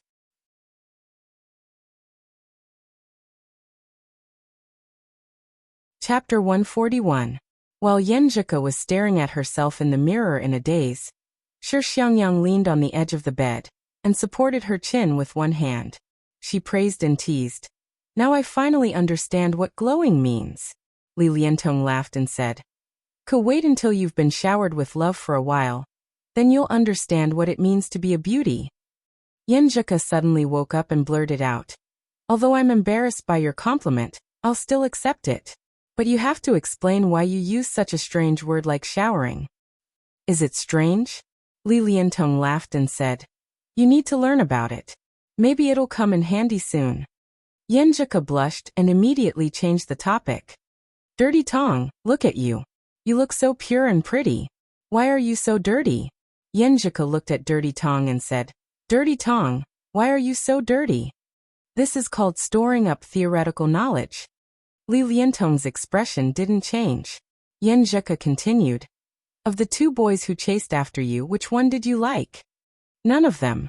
Li Liantong suddenly realized something. Don't try to drag me into this matter. You have to bring your boyfriend out, and let us see who has captured your heart. We have to bring him out for a walk." "That's right. As your boyfriend, he didn't even treat us to a meal. That's so incompetent. I don't know how he managed to chase after you." Zhong Yanru also joined in. She was a little chubby, but not ugly. Born in a divorced family, she developed a generous and caring character. Shi Xiangyang immediately patted the bed and echoed, "I'm going to face my love rival. I want to see how he managed to kidnap our fair, fragrant, and soft Kua." She was a tall girl with wheat-colored skin. When she was not wearing glasses, she would look rather muddle-headed. However, once she put on glasses, held a scalpel, and faced a little white mouse and a little white rabbit, she looked a little like a cold killer described by Li Liantong. Yenjika couldn't handle their teasing and had to surrender. Okay. I'll bring him to meet you and treat you to a meal when I have time." Lu Qing took out the key with his left hand and opened the door of his own dormitory. The living room was empty, but there was a lingering smell of alcohol. "We're having a weekend meal together and playing online games?" He guessed the whole story and walked slowly to his little dormitory. Suddenly, he heard the sound of the doorknob turning quickly. His heart skipped a beat, and he immediately took a few steps back. At this moment, the wooden door of Kai Zhongming's dormitory opened, and Zhao Chang, Qin Mo, and the others jumped out. They were holding something that was used during birthday celebrations, and they sprayed it in front of Lu Cheng. The colorful strips almost fell to Lu Cheng's feet, and they almost covered his head and face. "Welcome back, our great master." Kai Zhongming looked at Lu Cheng cheekily. "Surprise. Surprise my ass." Lu Cheng scolded jokingly. "How did you come up with this idea?" "Fortunately, my senses were sharp and I retreated in time. Otherwise, I would have to take another bath." With one hand injured, this was a difficult thing to do. Kai Zhongming pointed at Qin Mo and said, "After we asked about your injury, we just wanted to congratulate you verbally." But Qin Mo insisted on doing something to make it livelier and grander. "We thought that since we had nothing to do, we might as well just let him be." He had a helpless look on his face, as if they were adults accompanying a child. But Lu Qing clearly remembered that little Ming was the one who made the most noise, and was most pleased with himself. "What surprise? I'm not fooling around. I'm just grateful to Chung for making me proud in front of my friends." Qin Mo, who looked like a refined beast, immediately retorted. "What do you mean?" Kai Zhongming asked in surprise. Obviously, he had never heard Qin Mo mention this before. Zhao Chang and the others were also curious, waiting for Qin Mo to answer their doubts. Qin Mo laughed and said, Let me drink a mouthful of hot tea and slowly explain. Lu Cheng almost burst out laughing. He felt that although Qin Mo, a rich second generation, didn't have much interaction with his roommates in the entertainment circle, he had a good personality and was easy to get along with. In the afternoon, everyone in the dormitory felt exhausted after watching Lu Cheng and the others' tough and fierce competition. Qin Mo took out his phone and took a blurry picture of the TV.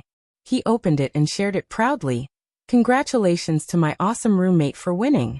He defeated 3 opponents by himself. After everyone had played a few games online, he picked up his phone again to see if there were any replies.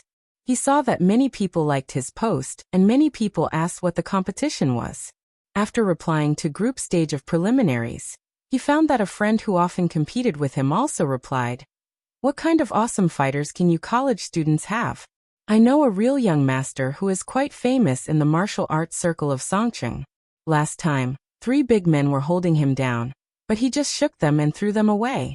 Isn't he awesome? Zheng Xiaoer, you're better at bragging than singing.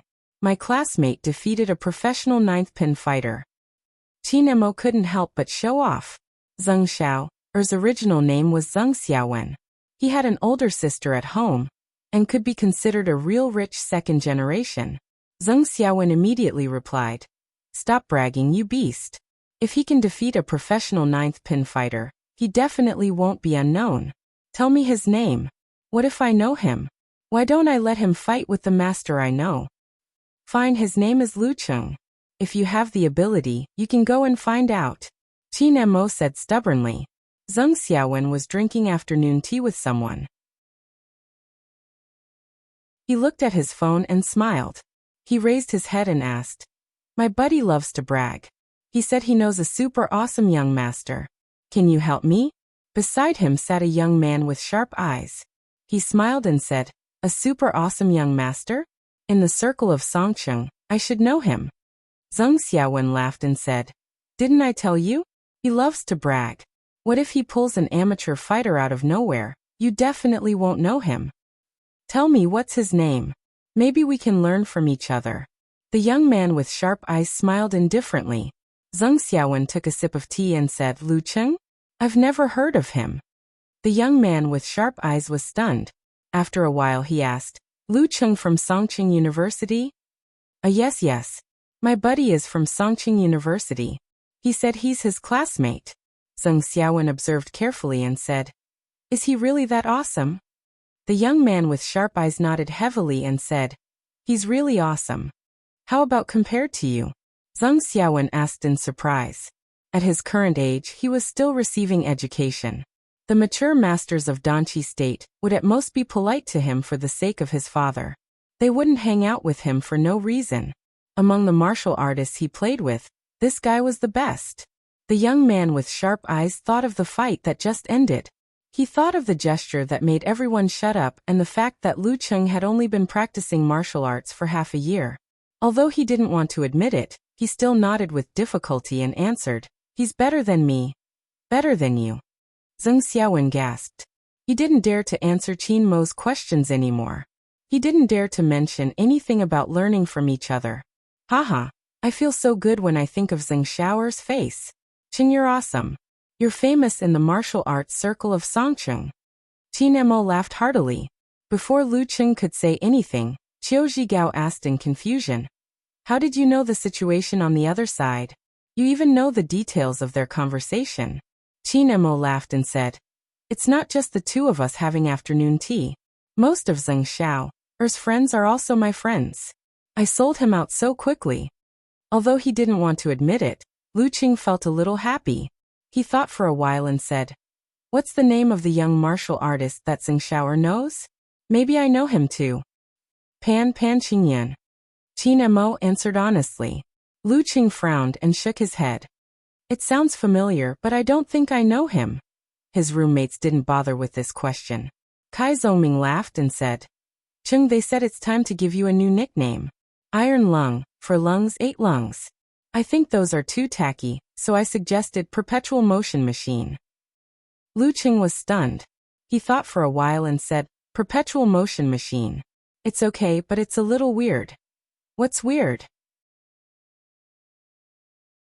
A perpetual motion machine with unlimited stamina. As Kai Zongming explained, he smirked and gestured a pile-driving exercise. Never stop exercising. F***ck off. You perverted guy, I don't know you. Lu Qing scolded jokingly. While they were talking and laughing, the door suddenly opened. Tang Wen came in from outside. Tang Wen, didn't you go to the calculus exam? Qin Mo asked in surprise. Tang Wen said absent-mindedly. I finished the exam. It was all the knowledge points that Professor Zhang taught me that afternoon. He didn't accept any gifts. Professor Zhang is a model teacher. Zhao Chang sighed. He doesn't take a grade card. Tang Wen suddenly showed an expression worse than crying. But I still don't know how to do it. Lu Cheng and the others were stunned. They looked at each other and didn't know what to say or how to comfort him. Back in the small dormitory, he put his phone in place and typed quickly on the keyboard with his left hand. He shared with Yenjika the fact that he was in the limelight even though he wasn't there. Yenjika sent an emoji covering its mouth and laughing. That's awesome. Ching, you're now a person who can use your name. After chatting for a while, she mentioned the request of her roommates. Those little bitches want you to treat them to a meal. They want to see if you have 3 heads and 6 arms. I'm sorry to disappoint them. I'm a one-armed hero. Lu Qing was very happy that Yenjika was willing to tell her roommates about their relationship. Coach Yen, you decide when to treat them to a meal. Then Monday at noon. Yenjika sent a pitiful emoji with her eyes wide open. You don't know how badly they teased me. Lu Qing quickly comforted her and listened to her complaining. When she went to do her homework, he opened the web page to see the praise on the forum. As soon as he opened it, he was stunned because all the posts on the homepage were cursing him. Trash who uses dirty tricks. Disgusting person who doesn't have the demeanor of a martial artist. Villain who gets his way. Immoral. Arrogant people don't have a good ending. Did the forum explode? Lu Qing was no stranger to this. He was a little angry, a little annoyed, and a little worried about his fans. But he soon calmed down and closed the web page rationally. If he cursed with this group of people, not only would it ruin his mood, but it would also be a waste of time. Anyway, they were just venting for a while, and it would be over soon. At that time, he could help to push up the top posts. The best way to slap their faces was to become stronger and defeat more and more masters. Then they could only look up to him. Even if they spit out dirty water, it would only fall on themselves. Calming himself down, Lu Qing recalled every detail of today's match. He analyzed his responses from a bystander's point of view and reviewed his mistakes and habits. Gradually, he felt that he had gained something new. For example, attacking the genitals wasn't a bad or ineffective move, but as long as it was appropriate, it would be easy for the enemy to use it as an opportunity to set a trap for him. When he said good night to Yenjika, he felt that he was strong again. The enemy's hatred was the best reward for him.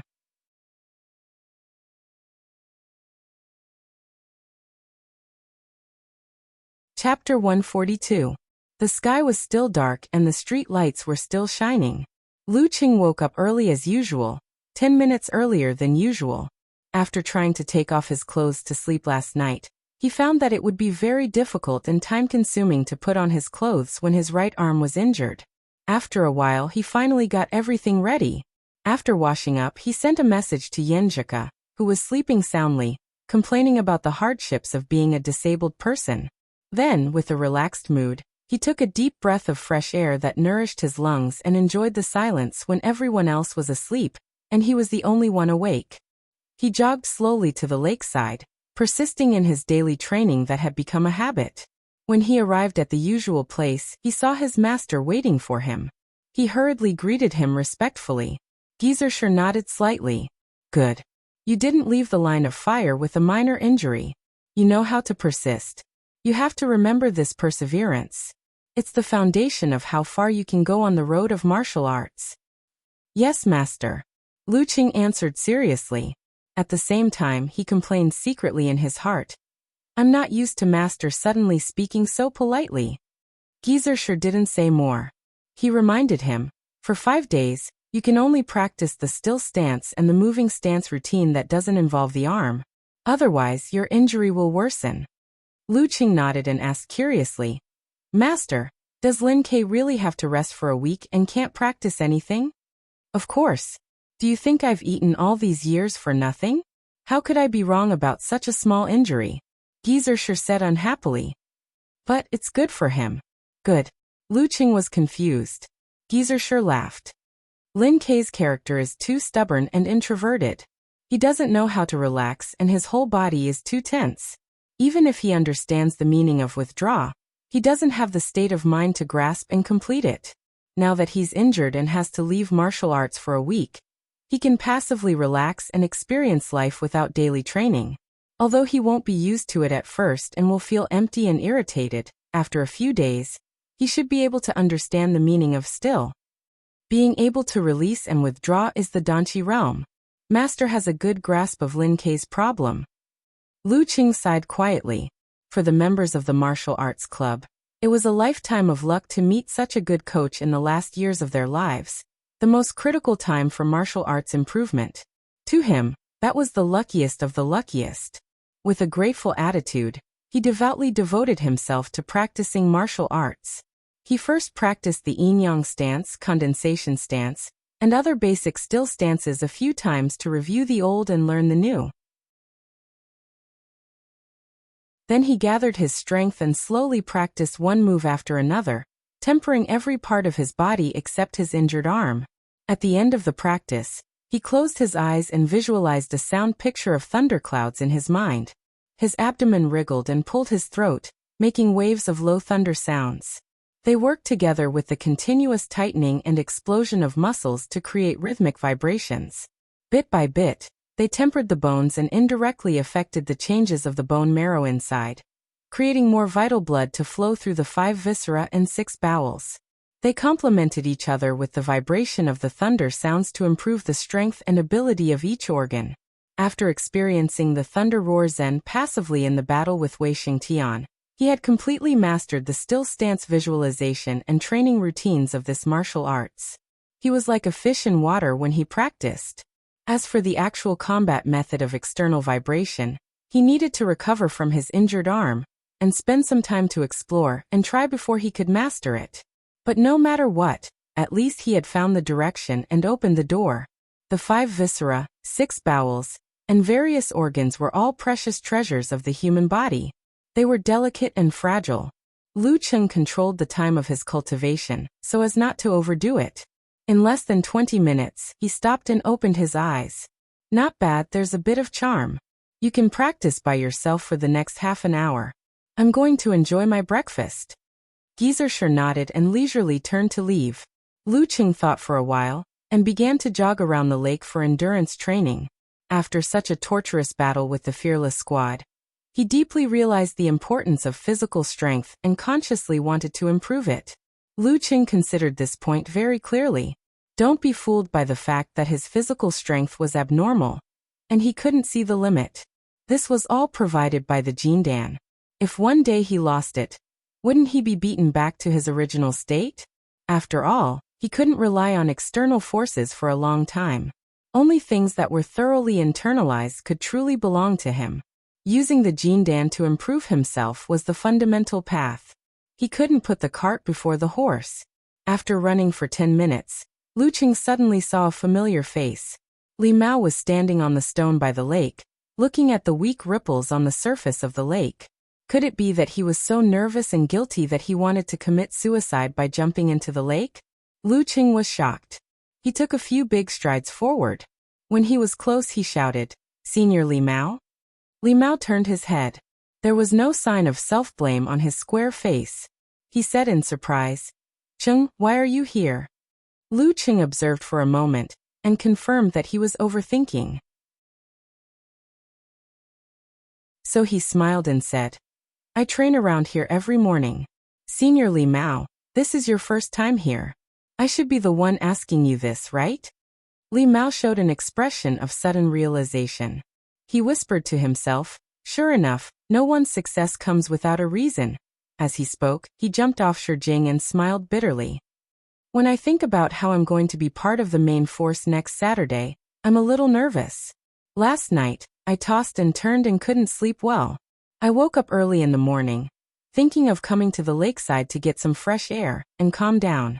He glanced at Lu Cheng and asked curiously, "Don't you feel nervous when you're in the arena?"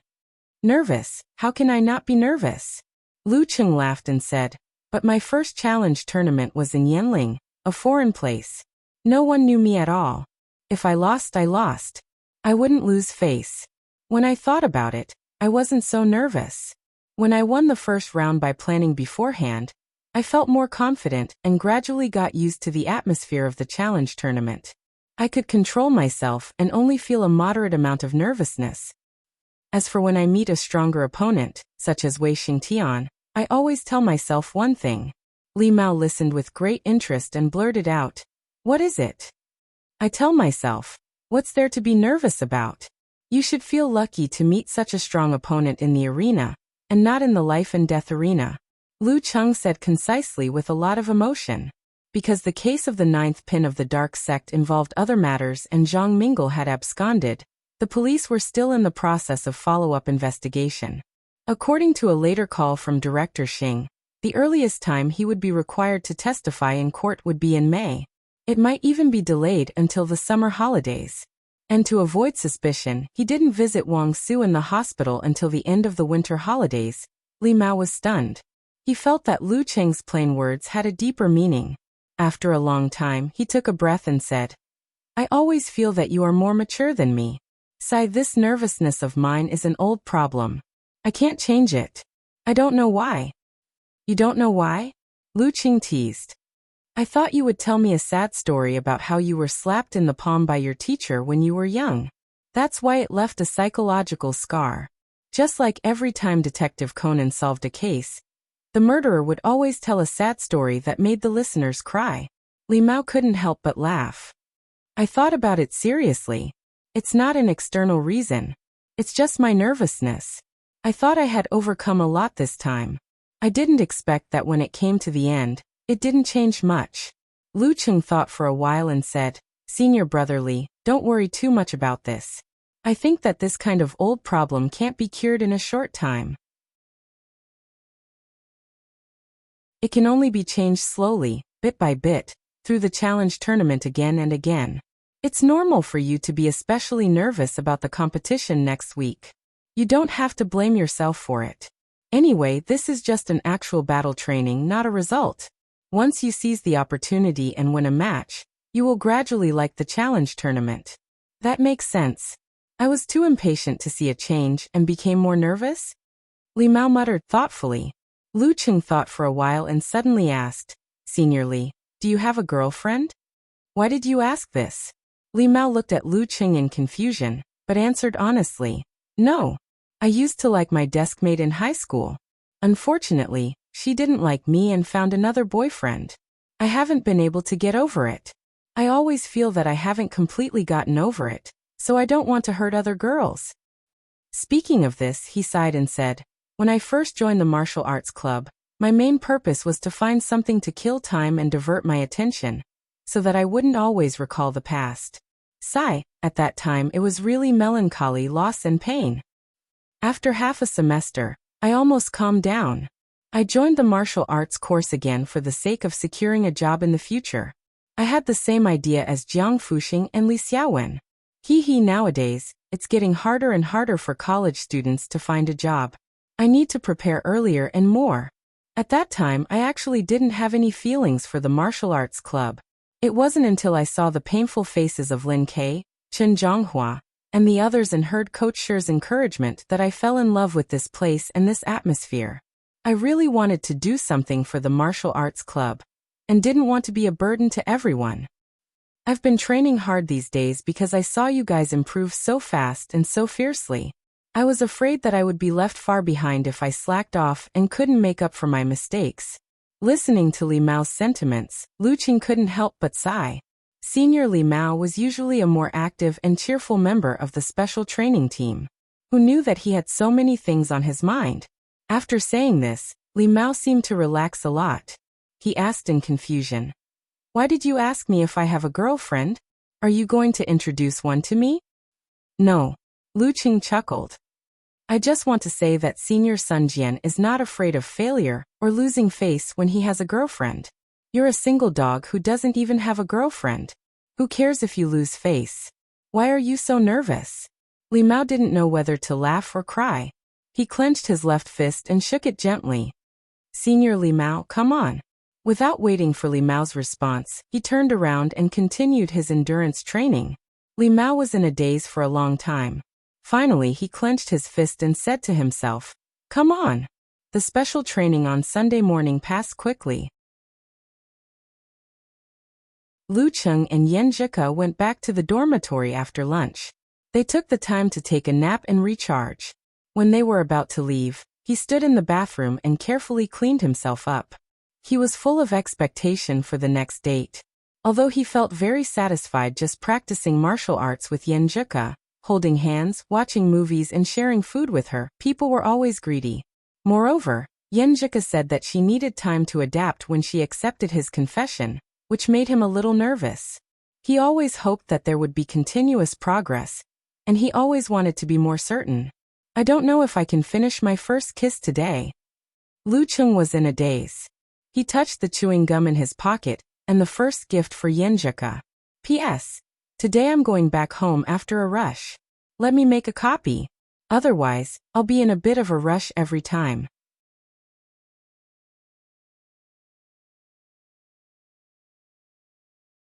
Chapter 143. Because he didn't have the time or opportunity to leave school, Lu Cheng bought the gift through the official flagship store online. When he received the package in time, he thanked the online shopping and express delivery. He thanked them for making the world so convenient. Well, I can't appear too eager and have too much hope, so as not to scare Yan Zhike. If there's a chance, I'll give it a try. If there's no chance, I'll wait for the next time. Looking at himself in the mirror, Lu Cheng silently encouraged himself. Then he took out a piece of chewing gum, unwrapped it, stuffed it into his mouth, and seriously stirred it. Although he might not have a chance, and although he didn't have bad breath, it's always better to be prepared. It's always good to leave a perfect impression on the girl during the first kiss. Chewing the gum, Lu Cheng walked out of his own dormitory, walked along the pedestrian street, and arrived outside Building 3 where Yan Zhike lived. He sent a message to her, telling her that she could come out now. Taking advantage of this opportunity, he found a trash can and spit out the gum, so as not to reveal his wild ambition, and make the girl vigilant and resistant. Yan Zhike was always punctual. Lu Cheng didn't have to wait long before he saw her coming out with martial arts training-related items in her hands. Because the weather was getting warmer, the girl wore a thin white sweater, a short orange coat, a black pleated skirt, a pair of matching leggings and a pair of small boots. She was different from her usual student style, but she didn't look mature, still full of youth. Moreover, she seemed to have applied something lightly on her face, which made her fair skin more rosy, delicate and charming. Her eyes were bright and spirited, like stars. Lu Cheng, who was starting to get used to her beauty, was stunned again. For a moment, he stared at her blankly and forgot to greet her. He also ignored the chubby girl beside Yan Zhike. Zhong Yanru couldn't help but laugh. She moved closer to Yan Zhike's ear and said in a low voice, "You're really silly. But looking at you now, which boy wouldn't be silly?" Yan Zhike turned her head and smiled. She seemed to be quite satisfied with Lu Cheng's reaction. But she said, "Look at his silly look. If I had known, I wouldn't have let you come down with me." Lu Cheng, who had been following the girl with his eyes, was awakened by her movement. He hurriedly took a deep breath and walked up to her. He said a little shyly, "I was too engrossed just now."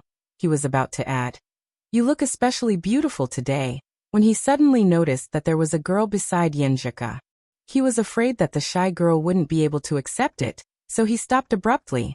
Yan Zhike pursed her lips and didn't respond to Lu Cheng's compliment directly. With a smile she introduced, "This is my roommate, Zhong Yanru. She's a really nice girl, just a little noisy."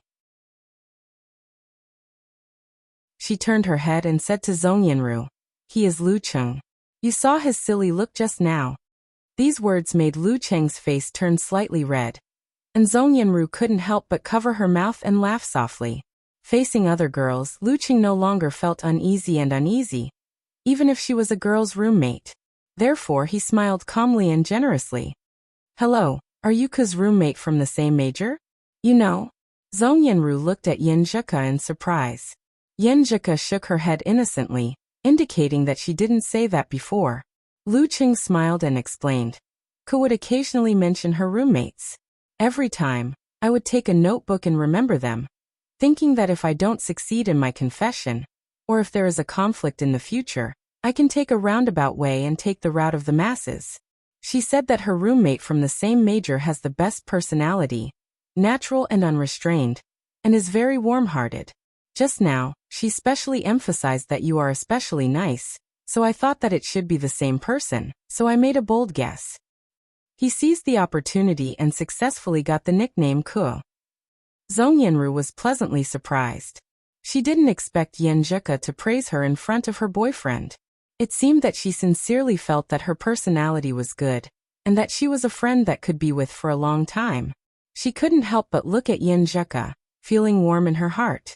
Who doesn't like to hear good words, especially such sincere words behind one's back? Yin Zhika didn't expect Lu Qing to not only respond appropriately, but also help her to make a good impression on Zhong Yanru. For a moment, she felt pleased and proud, and her heart was filled with sweetness. She snorted and said proudly, "If there is a conflict in the future? Now you're thinking about how to bully me in the future? Damn! Why is the focus of a girl's attention different from mine?" Lu Qing was a little dumbfounded, but he quickly recovered and said with a smile, "I'm just afraid that I will make a mistake, right?" What kind of mistake are you planning to make?" Yin Zhika said coquettishly. Lu Qing suddenly had a feeling that he should never argue with a girl. He held back his laughter and said, "For example, trying to be brave and getting hurt or something like that." At this point, he quickly changed the topic and looked at Zhong Yanru, saying, "Since you are the roommate from the same major, then I have to thank you for helping Ku block the harassment on Valentine's Day. Otherwise, I could only cry and faint in the corner." Although the incident on Valentine's Day still left a deep impression in his mind, it felt as if it had been a long time. When he was with Yin Zhika, he always felt that time flew by and that they would be separated in the blink of an eye. But when he thought about what happened 10 days ago, it felt as if a century had passed, as if he and Yin Zhika had been dating for a century.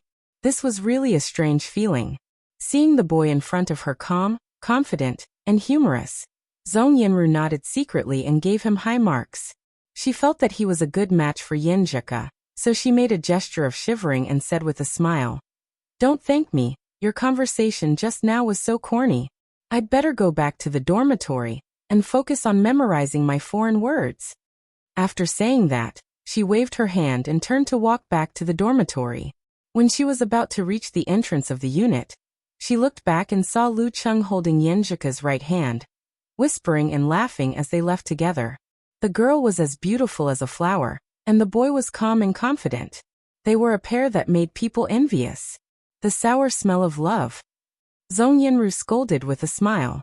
Then she fell into a daze and sighed, saying, "I want it too." She didn't ask for it to be good, just half as good as the one just now. In the martial arts arena, Yin Zhika changed into the Songqing University Martial Arts Club uniform with white and black edges. She tied her drooping black hair into a ponytail, looking fresh and pretty. It was a different kind of beauty. Looking at her, Lu Qing felt a sense of pride. But in broad daylight, with so many people watching, he was too embarrassed to go up and hug the girl. He had to take into account her thin face. As for his own face, is it edible? Is it more important than a hug? Boys, in this aspect, are always getting thicker and thicker, to the point of being shameless. He put away his thoughts and smiled. "Let's practice pushing hands and listening first.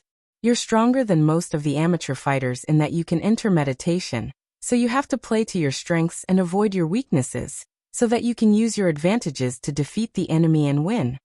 Yin Zhika pursed her lips and smiled. "Why do I feel like our roles are reversed and you're the coach? Aren't I just repeating your usual teachings, Coach Yin?" Lu Qing fawned over her. Meditation has two main functions in actual combat.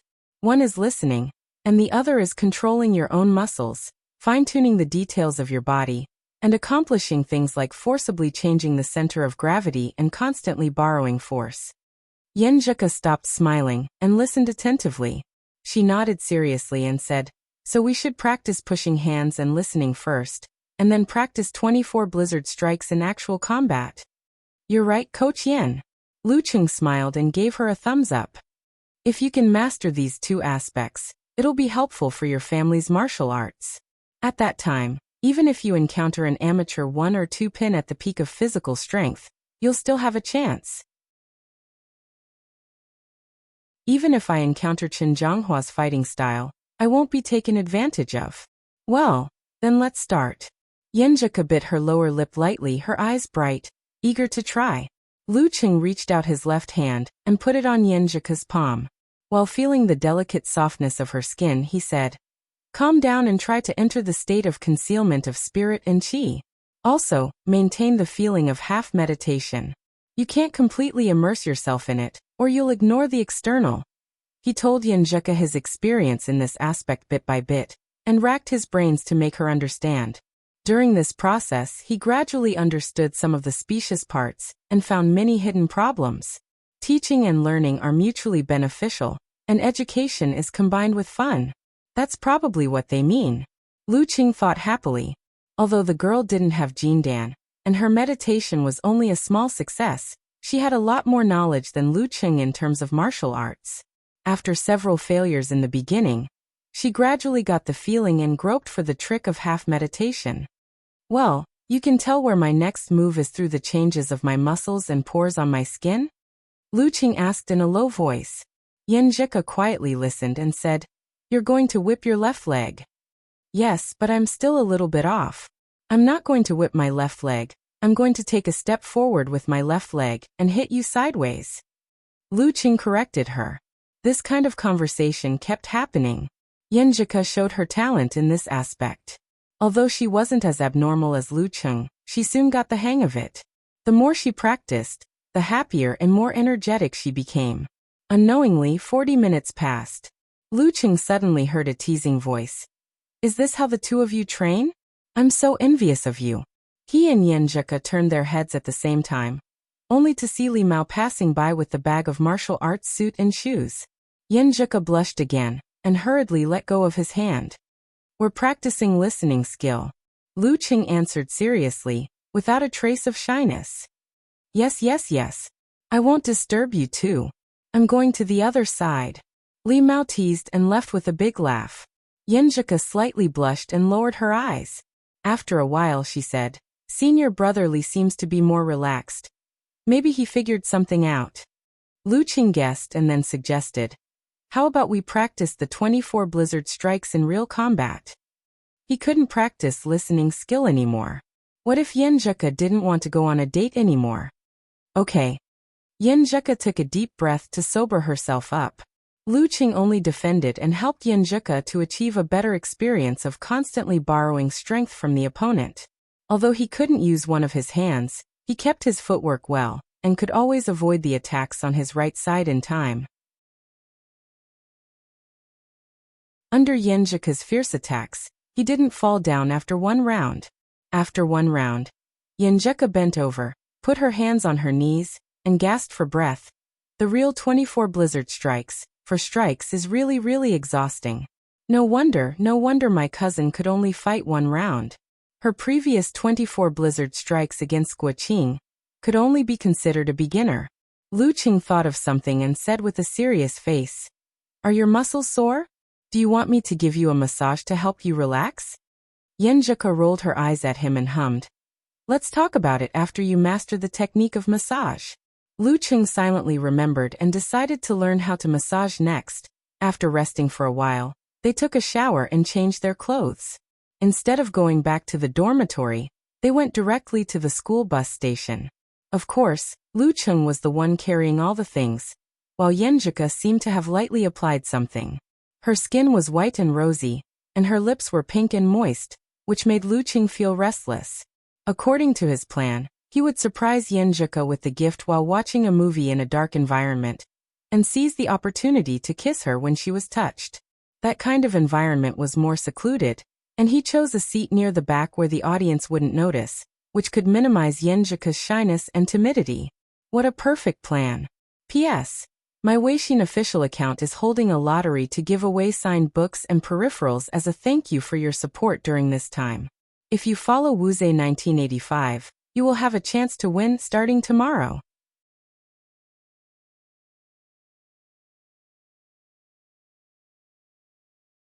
Chapter 144. In the cinema with the lights off, Luqing couldn't calm down. He couldn't help but look at Yenjika beside him, waiting for the amazing wizard to enter a relatively ordinary stage, so that he could give her the gift and kiss her without disturbing her mood. So far, everything had gone according to his expectations. The 2 rows behind him and the seats around him were almost empty, so he didn't have to worry about being stared at and making her feel shy and awkward. The movie was also very good, and the little details were very warm and funny, making her laugh in a low voice from time to time, full of happiness.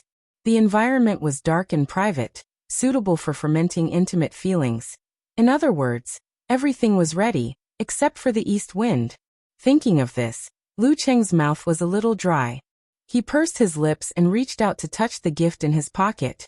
It was a colorful gold bracelet.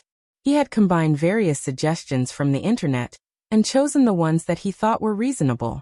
Now he had his own opinion on the first gift between lovers.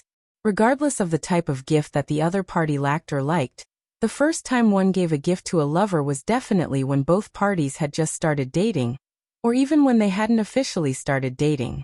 They were far from knowing each other well enough, and their tastes and preferences had yet to be fully exposed. In this case, the first gift must be one that could evoke good memories of each other. It was suitable for couples who had known each other for a long time. Looking at it could remind them of the warmth of the past. This could reflect the intention of the gift giver and the memories of the relationship. However, Luqing thought that he had only known Yenjika for half a year, and had only dated her for 10 days. Giving such a gift was still lacking in depth and atmosphere. He planned to look for his little notebook, on the anniversary of their relationship, and edit some words and scenes to make a corresponding gift. Eliminating the first choice, when a guy still couldn't grasp the details of a girl's aesthetic standards, he should never ask for something fresh, unique, and original. In that case, with a man's poor aesthetic standards, it was very likely that he wouldn't be able to get his girlfriend's point. She would be moved by the gift but unable to complain at the same time. When she went back, she would hide it in a corner, and only keep it as a souvenir. Therefore, at this time, it was not wrong to follow the rules. The classic was not necessarily bad, but at least it would not make the surprise turn into a shock. The value of the gift should not be too cheap, and it should be the best within the limits of one's ability. The kind that was cheap and unique could wait for future opportunities. The first time always had a special meaning. After careful consideration, Luqing decided to give up the idea for the time being. He decided to buy a bracelet together in the future. Instead, he chose a bracelet that could be adjusted to fit the size of the bracelet. When it came to the specific purchase, he thought that gold was too vulgar and not suitable for young people. He couldn't afford platinum and diamonds, so he finally settled on the more fashionable colored gold. With rose pink as the base, 6 small hearts were strung together. One was golden, and the other was silver. It was quite beautiful, and was worth nearly 1,000 yuan. Of course, whether it was beautiful or not was just a conclusion that Luqing came to based on the opinions of the girls in the evaluation, and his own feelings. But Yenjika was not a girl after all. She had her own aesthetic standards. Whether she would think it was beautiful or not was still unknown. He could only say that such a bracelet would not be too ugly for her. After touching the bracelet, Luqing looked at Yenjika beside him restlessly. He saw that under the dim light of the big screen, the girl had a faint sense of beauty. Her outline was extremely delicate. Looking at Yenjika's smile, Luqing quietly took a breath and leaned over. His left hand slowly stretched out of his pocket. At this moment, Yenjika suddenly moved closer. She was afraid to disturb others and whispered with a smile, "It's so funny. That owl just now was so silly and cute." Luqing was startled and put his left hand back. Seeing that the girl was staring at the screen with bright eyes and focusing on the plot, He felt a strong sense of guilt for interrupting her. Let's wait a little longer. When the plot is not so interesting. He made up his mind and leaned his head to Yenjika, whispering in her ear. Yeah, that owl was so silly and happy. Being close to her, Lu Qing smelled the light and sweet fragrance of the girl, and felt her hair brushing his face due to his breath. He was instantly intoxicated and enjoyed this closeness. They talked about the plot intermittently, and in a low voice for a while. His nose was full of the girl's beautiful smell. He could not help but feel restless and put his left hand into his pocket. I'm so worried. Will he die? Yenjika suddenly grabbed Lu Cheng's right hand and looked at the screen nervously without blinking. How could I interrupt her like this?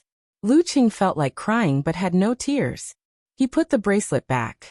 Phew, that's good. After a while, Yenjika exhaled and looked at Lu Cheng.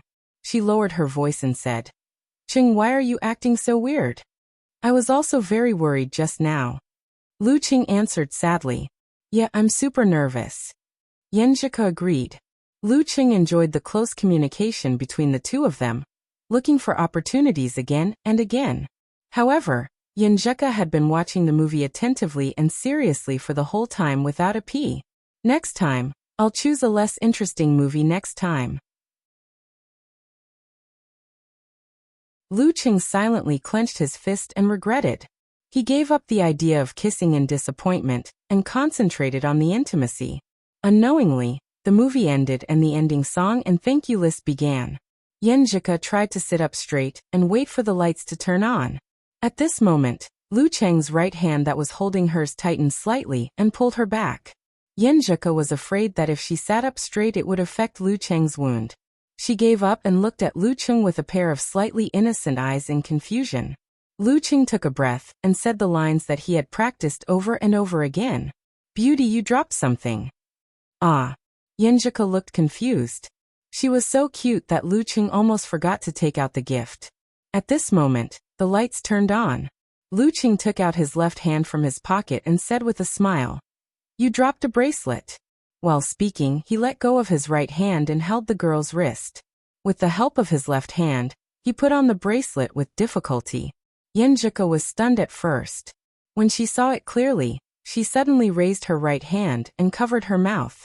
Her eyes were shining like water. She was surprised and happy at the same time.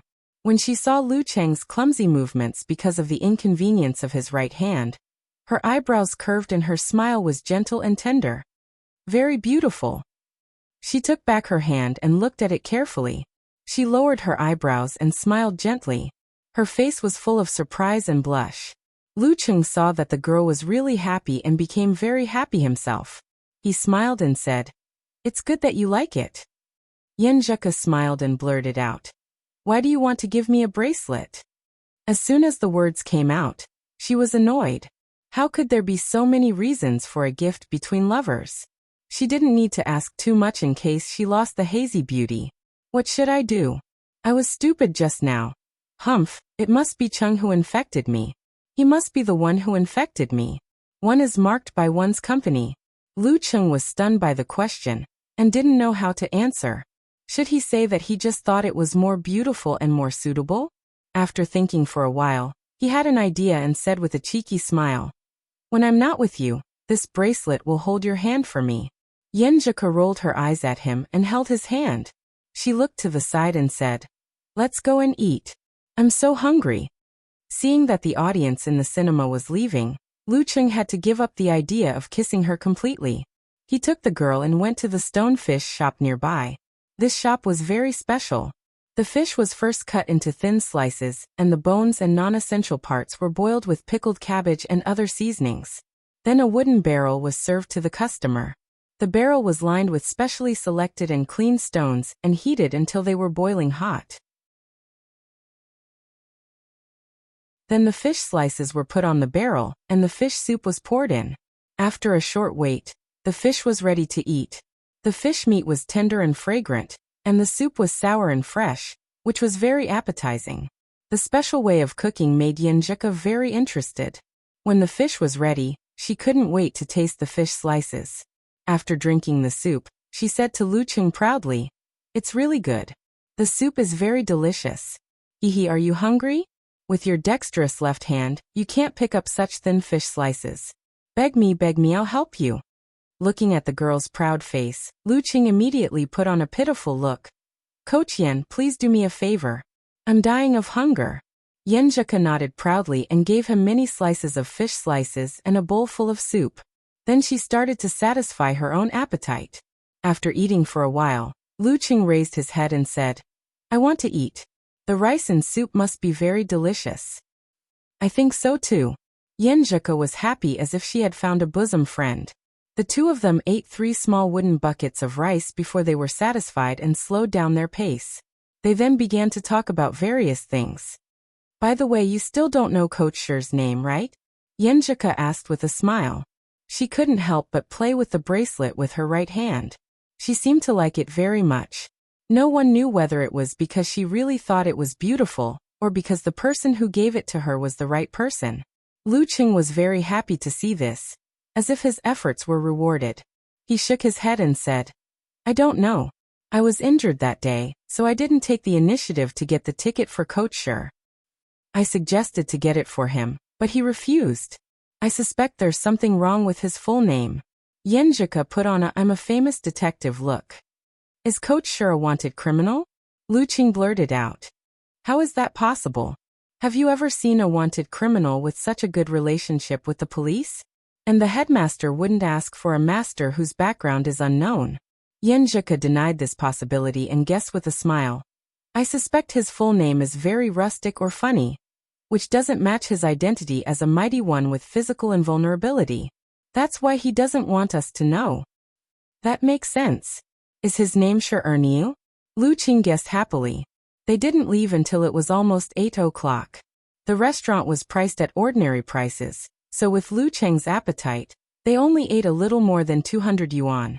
In order to catch the last bus back to the new campus, Lu Qing didn't propose to take a walk nearby to help with digestion. Instead, he accompanied Yen Zhika by the roadside, waiting for the arrival of the online taxi. At this time, he remembered that there was a flower shop dozens of meters away. After the gift, I need to give her a bunch of flowers to make it perfect. Lu Qing looked at his phone and found that the online taxi would take at least 6 or 7 minutes to arrive because of the traffic jam. He pointed to the daily supermarket behind him and said, I'll buy some snacks for you. Through their daily chat, he was sure that Yen Zhika wasn't allergic to pollen. No, I have a bunch of them at my place. They're all from you. Yen Zhika shook her head. Lu Qing bought them online, but he didn't think they were official gifts. Well, I'll go buy a bottle of water. I'm a little thirsty. You wait here for the taxi. Lu Qing suggested deliberately. Okay, hurry up. Yen Zhika nodded with a smile. Under her gaze, Lu Qing entered the daily supermarket and quickly bought a bottle of water. While Yen Zhika was looking back at the online taxi, he ran to the flower shop dozens of meters away. His speed was so fast that he felt it was no less than a pouncing attack in a martial arts competition. 11 roses. Lu Qing shouted while taking out his wallet. Pack it simply. ASAP. Just pack it. Even better if there is a finished product. After paying, he took the roses, put them on his back and ran back to the place where he waited for the taxi. Yen Zhika was looking at the daily supermarket in confusion. She felt that Lu Qing was too slow and suspected that he really went to buy snacks. How did you come back from there? Yen Zhika asked in surprise when she saw Lu Qing approaching. Lu Qing calmed down and said with a smile, Beauty, you dropped another thing. Your flowers. He stretched out his left hand in front of him, not giving Yen Zhika a chance to guess. Yen Zhika's mouth was half open and her eyes moved. She couldn't help laughing. I seem to have dropped a lot of things today. She held the flowers with both hands and her eyebrows and eyes were full of joy. Lu Qing laughed and said, Yeah, you also dropped your boyfriend. Do you want to take it back? While speaking, he stretched out his left hand. Humph, you're reluctant. Yen Zhika held the flowers in her left hand and Lu Qing in her right. For the first time, she took the initiative to intertwine their fingers. They successfully caught the last bus at 8:45. Yen Zhika looked radiant and held the roses in her hand. When Lu Qing held her hand and walked to the empty seats in the back row, He felt the complicated gazes of many male students. 2 of them in the first row looked very pale, as if they were dead. Lu Cheng secretly remembered it, and pulled Yenjika, who was looking out of the window, to the second row from the back. He lowered his voice and said, "Did those 2 guys chase after you?" Yenjika hit him with both anger and amusement. "You still ask?" She thought for a moment and said in a low voice, "One of the boys in my school chased me, but I rejected him. He was actually a good guy, but I just didn't like him." "You like guys like me?" Lu Cheng was secretly proud and smiled. "The other one also seems to have a crush on you." "I don't know. Anyway, he didn't mention it. It's good to be seen directly. I hope they can find their own girl soon." Yenjika gave her blessing. In that row of seats, the 2 boys looked at each other and sighed together. When they returned to the new campus, the night breeze was cool, refreshing and cold. Seeing that it was not yet 9:30 and that he hadn't completely given up on his first kiss today, Lu Cheng tried his last effort and said, "It's still early. Let's go for a walk by the lake to digest?" As soon as he finished speaking, he wanted to slap himself. What kind of excuse was this? Dinner had been over for so long. How could he digest it? Furthermore, it wasn't early at this time. Feeling guilty, he didn't dare to look at her. Through her hands, Lu Cheng felt that Yenjika's pulse suddenly sped up and slightly trembled. "Are you cold?" he asked with concern. Yenjika lowered her eyes and looked to the side. She answered softly, "Not cold. Well, a walk is good." "Okay." Lu Cheng was pleasantly surprised. He didn't expect the girl to agree. It seemed that she was in a good mood because of the date today.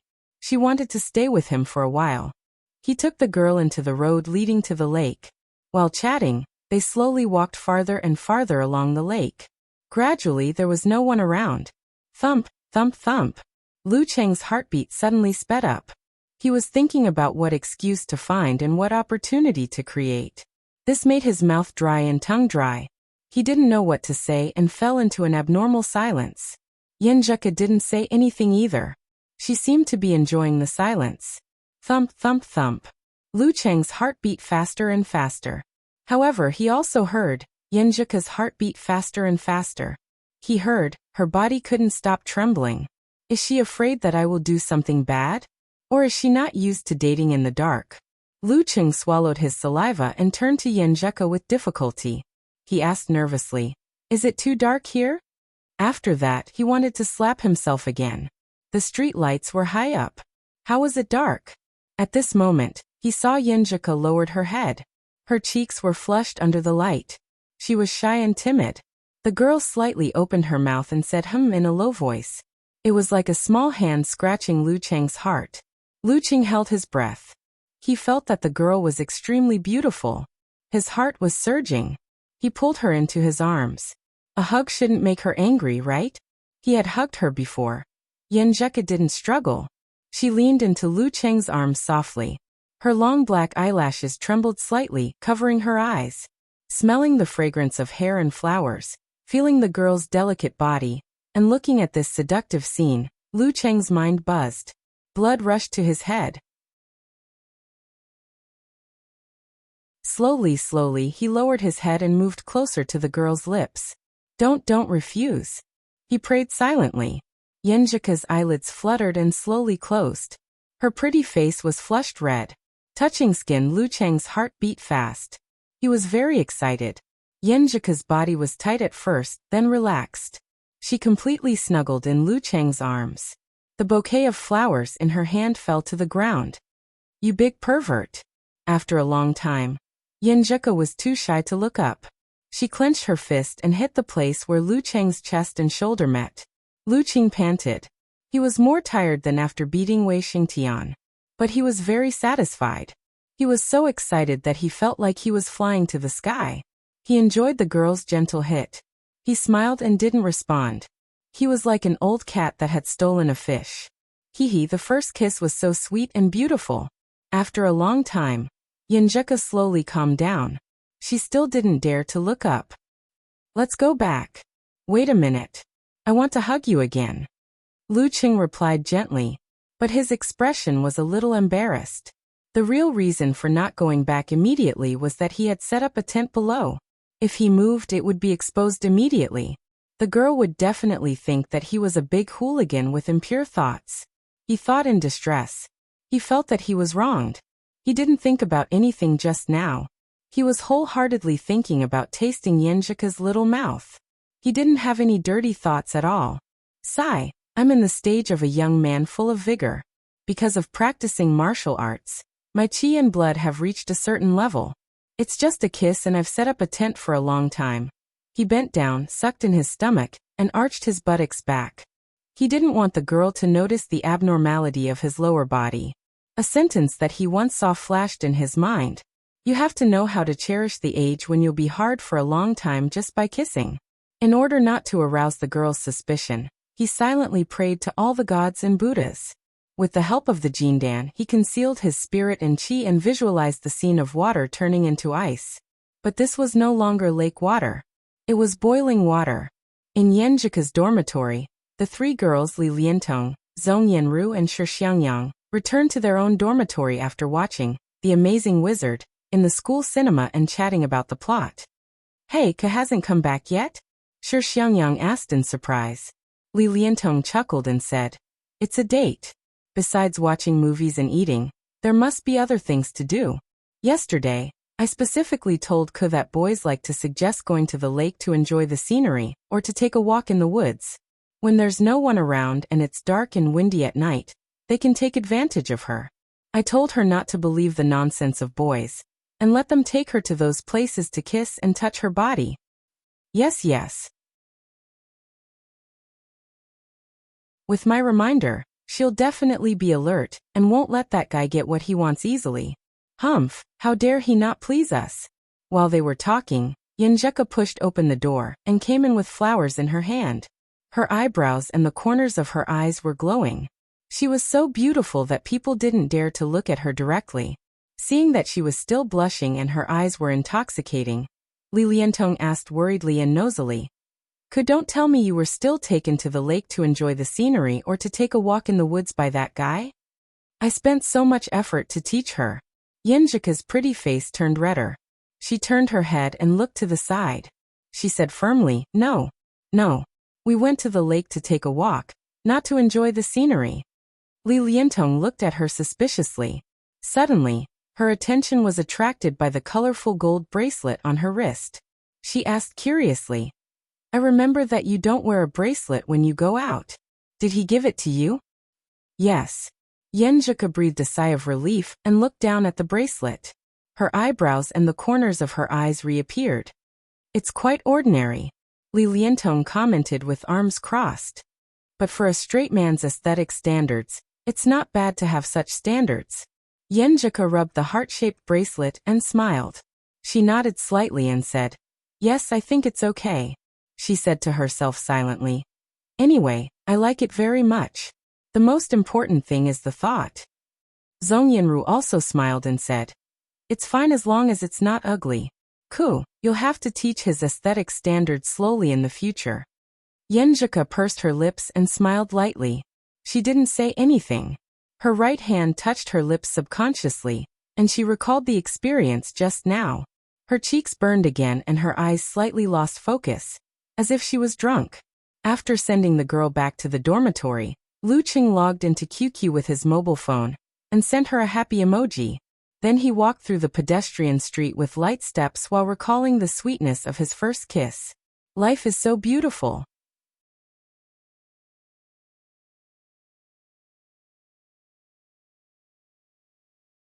Chapter 145. After returning to the dormitory of the 7th building, Lu Qing finally calmed down a little after the cold night wind. He was no longer so excited and intoxicated. When he woke up, he suddenly had a lot of worries. Would this progress be too fast for Yenjika? Would she be unable to accept it? Would she resist it psychologically? Would she think that he was too impatient and focus more on the physical than the emotional level? He had thought about these things before, so the plan of the first kiss was more of a test. When he really succeeded, he was a little worried about the gains and losses. He was afraid that he would ruin the girl's impression of him. But at that moment he really couldn't control himself. He wasn't facing another girl, but the girl he loved. She was shy and timid, ready to let him do whatever he wanted. If he couldn't control himself, he would be worse than a beast. Lu Qing found a corner of the flower bed and sat down.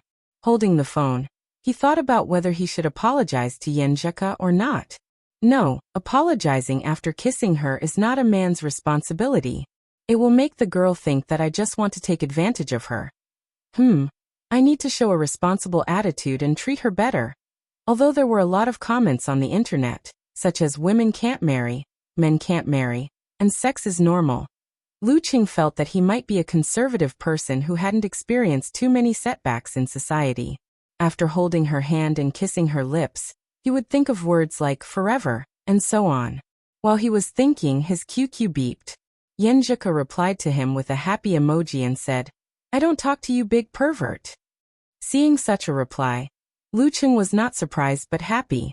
He felt that the girl was more angry than angry. He was relieved and replied with a pitiful expression, "I couldn't control myself at the moment." At the moment? Yenjika sent an emoji of rolling its eyes at the sky. I thought about it carefully. I think you have a premeditated plan. Tell me the truth. Did you have bad intentions when you asked me to take a walk by the lake? How could she see through this? Lu Qing blushed and felt very guilty. He was glad that the girl wasn't with him through the phone. He thought for a while and decided to be honest. He told the girl his thoughts and did not try to hide anything. "Yes, not only did I want to kiss you when we went to the lakeside, but I also wanted to kiss you in the movie theater.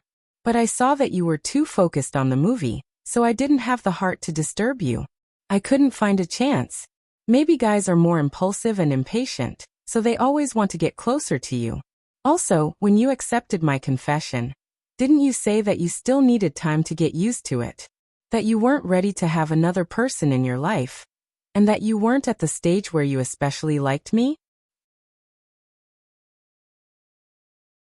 "I'm not trying to pressure you. I'm just afraid that you'll leave me one day and tell me that I should return to my original position. That's why I'm always eager for more certainty and confirmation." He carefully typed the paragraph and changed a few of the words in order to more accurately describe his feelings. He still remembered Xiaoming's words. In the world of love, it was better to be honest than to hide, and it was better to communicate than to sulk. After sending the message, Yenjika remained silent for a while before replying with 2 words. "Idiot, idiot?" Lu Qing was a little confused by her words, but he soon realized what she was implying. "Idiot. If I wasn't used to it and wasn't prepared, would I let you kiss me without resistance? Idiot. Do I have to say that I really like you for you to understand? Idiot. Don't let your imagination run wild by yourself."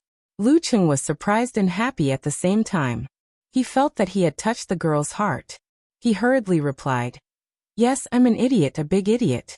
I can clearly feel the changes between us, but I'm still worried and can't believe it. It's good that you understand." Yenjika sent an emoji of hitting the head and said, "I'll forgive you this time, big pervert.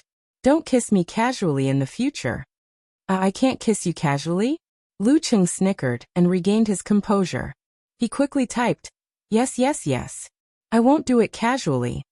After chatting for a while and confirming the time and place for tomorrow's meal, Yenjika hurriedly urged Lu Qing to wash up when she saw that it was almost 10:30. She didn't want to delay his sleep and affect tomorrow's training. Lu Qing returned to the dormitory while humming a little song. Kai Zongming jokingly scolded Lu Qing, flushed with success and looking lascivious. When he was ready, he got into bed and picked up his phone to say goodnight to Yenjika. He saw that the girl had sent him 3 voice messages a few minutes ago.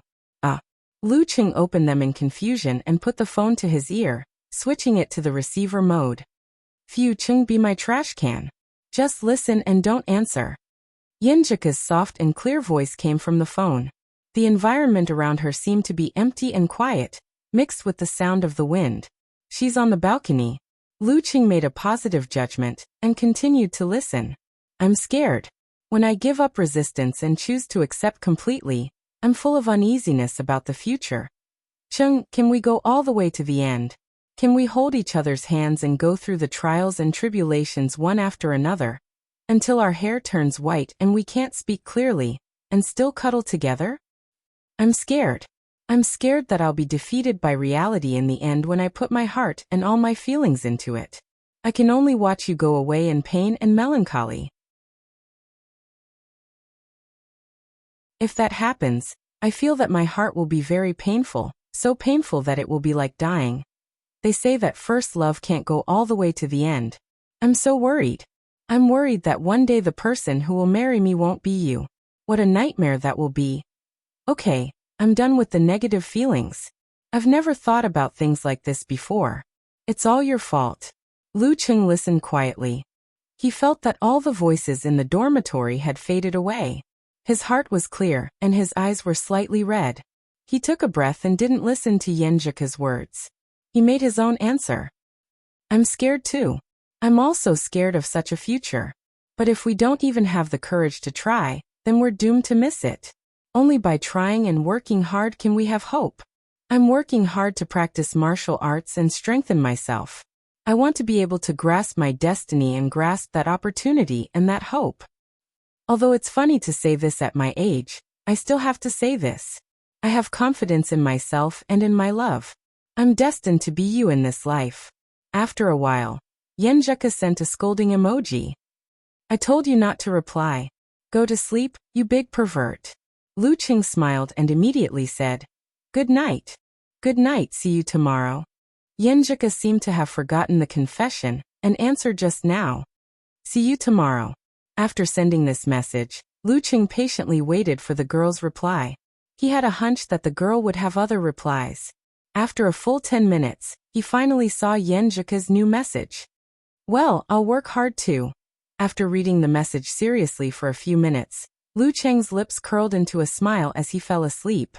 The next day, he followed the routine of morning exercise, special training, shower, change, and then ran to the door of the female locker room and waited for Yenjika to come out. The weather was unusually cold. Yenjika was dressed like a cute bear. When she saw Lu Cheng, she snorted and turned her head to the side. She hummed and said, Pervert. Big pervert. Lu Cheng couldn't help but laugh. He reached out his left hand and held her delicate palm. Yes, yes, yes, I'm your exclusive pervert. What are you talking about? Yenjika didn't expect Lu Cheng to be so thick-skinned. She was speechless for a moment and quickly changed the topic. Let me tell you about the other two roommates. One is called Li Liantong. We all call her Dirty Tong. While talking and laughing, the two left the martial arts arena and walked to the teaching building. They planned to go through there, get on the long bridge and return to the pedestrian street in the dormitory area. They would then go to the academy restaurant to meet Zhong Yanru and the others. As they walked, Lu Cheng and Yenjika found a group of people in front of them. They were all looking up at the roof, so they followed them out of curiosity. They were surprised to see a boy they didn't know standing outside the window of the 7th floor, looking down. Jumping off the building, Yenjika held Lu Cheng's hand tightly and said in a trembling voice. This was the first time she encountered such a thing. Before Songqing University moved to the new campus, 1 or 2 students jumped off the building every year. After moving here, nothing happened for more than half a year. It was said that the principal once said that the feng shui here was good. He didn't expect that someone would make the first jump today. Lu Cheng thought quickly. He took a breath and said to Yenjika, You stay away. I'll go and take a look. Okay, be careful. Yenjika understood Lu Cheng's idea and reminded him. When Lu Cheng approached, he saw the boy's pale face smile and jumped down decisively. Damn. Lu Cheng cursed in his heart. He put strength in his legs and jumped forward to the position he judged. Ignoring the injury on his right arm, he stretched out his hands in the midst of the exclamations. Bang! Under Yenjika's worried gaze, Lu Cheng caught the boy who was about to jump off the building. As soon as he touched the boy, his feet suddenly pressed inward, causing cracks to appear on the concrete floor. The violent force bounced back. He straightened his back, lowered his arms, pulled them back, and then shook them out. The boy who fell straight down was thrown to a place not far away. His face was full of fear and confusion, as if he had finally woken up from a nightmare. Lu Cheng exhaled. He felt that his sneakers were about to be destroyed, and the injury on his right arm was a little more serious. But no matter what, These were not as important as a human life. Seeing the teachers and security guards surrounding them and the onlookers staring at him, and the boy who was about to jump off the building, Lu Cheng said loudly, "I'm not even afraid of death. What's there to be afraid of?" After saying that, he turned around and left. He met Yan Zhike outside the two schools, hiding his achievements and fame.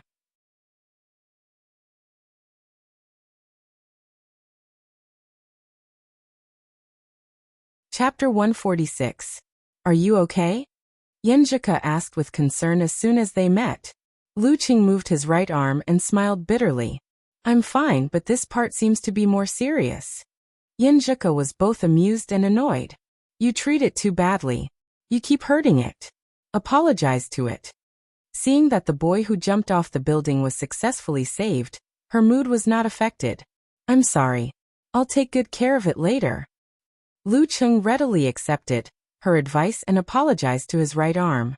But in fact, he was assuring Yan Zhike that he would not force himself to be brave and hurt himself again.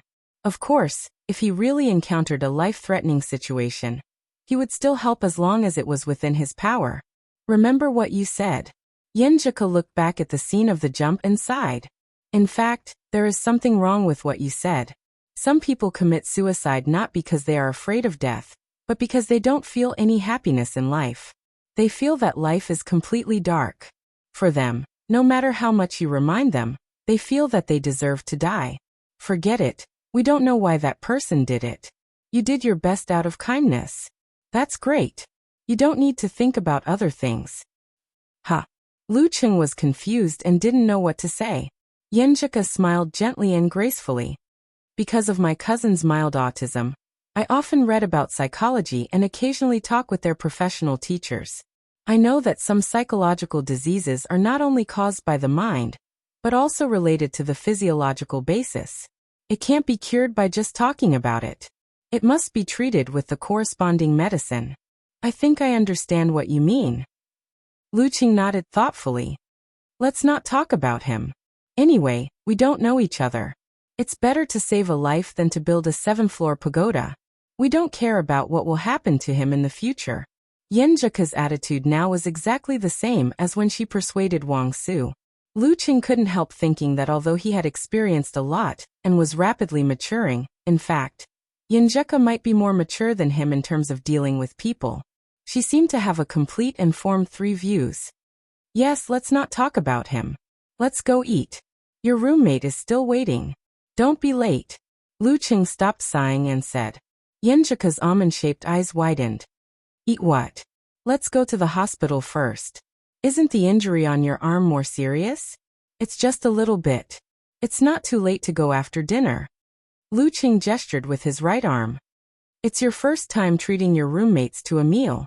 You can't just stand them up, right? What if they badmouth me in the future?" "Humph, if you perform well, it's useless for them to say bad things about you. If you perform poorly, it's useless for them to say good things about you. Shouldn't you focus on pleasing me and listening to me?" Yan Zhike pursed her lips and raised her head. "You're right." Lu Cheng agreed. However, Yan Zhike was also a good girl who cared about her reputation. She felt embarrassed to stand her roommate up. So she looked at Lu Cheng suspiciously and asked, "Are you sure it's only a little bit?" "I'm sure. I'm a master of meditation, and I can use inner vision," Lu Cheng said proudly. With his control over the muscles in his body, he had a rough idea of the extent of such injuries. Yan Zhike snorted and said, "I'll accompany you to the hospital after dinner." "Yes, I'll listen to you, Coach Yan," Lu Cheng answered with a smile. His heart was filled with the joy of saving a life.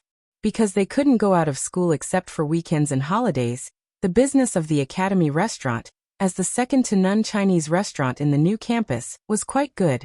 Lu Cheng couldn't even book a table in advance. It was all thanks to Zhong Yanru, who didn't have class in the morning and came early to get a small private room, that they didn't have to wait for a number. Lu Cheng and Yan Zhike arrived 2 minutes earlier than agreed. The 3 girls had already gathered and waited for a while.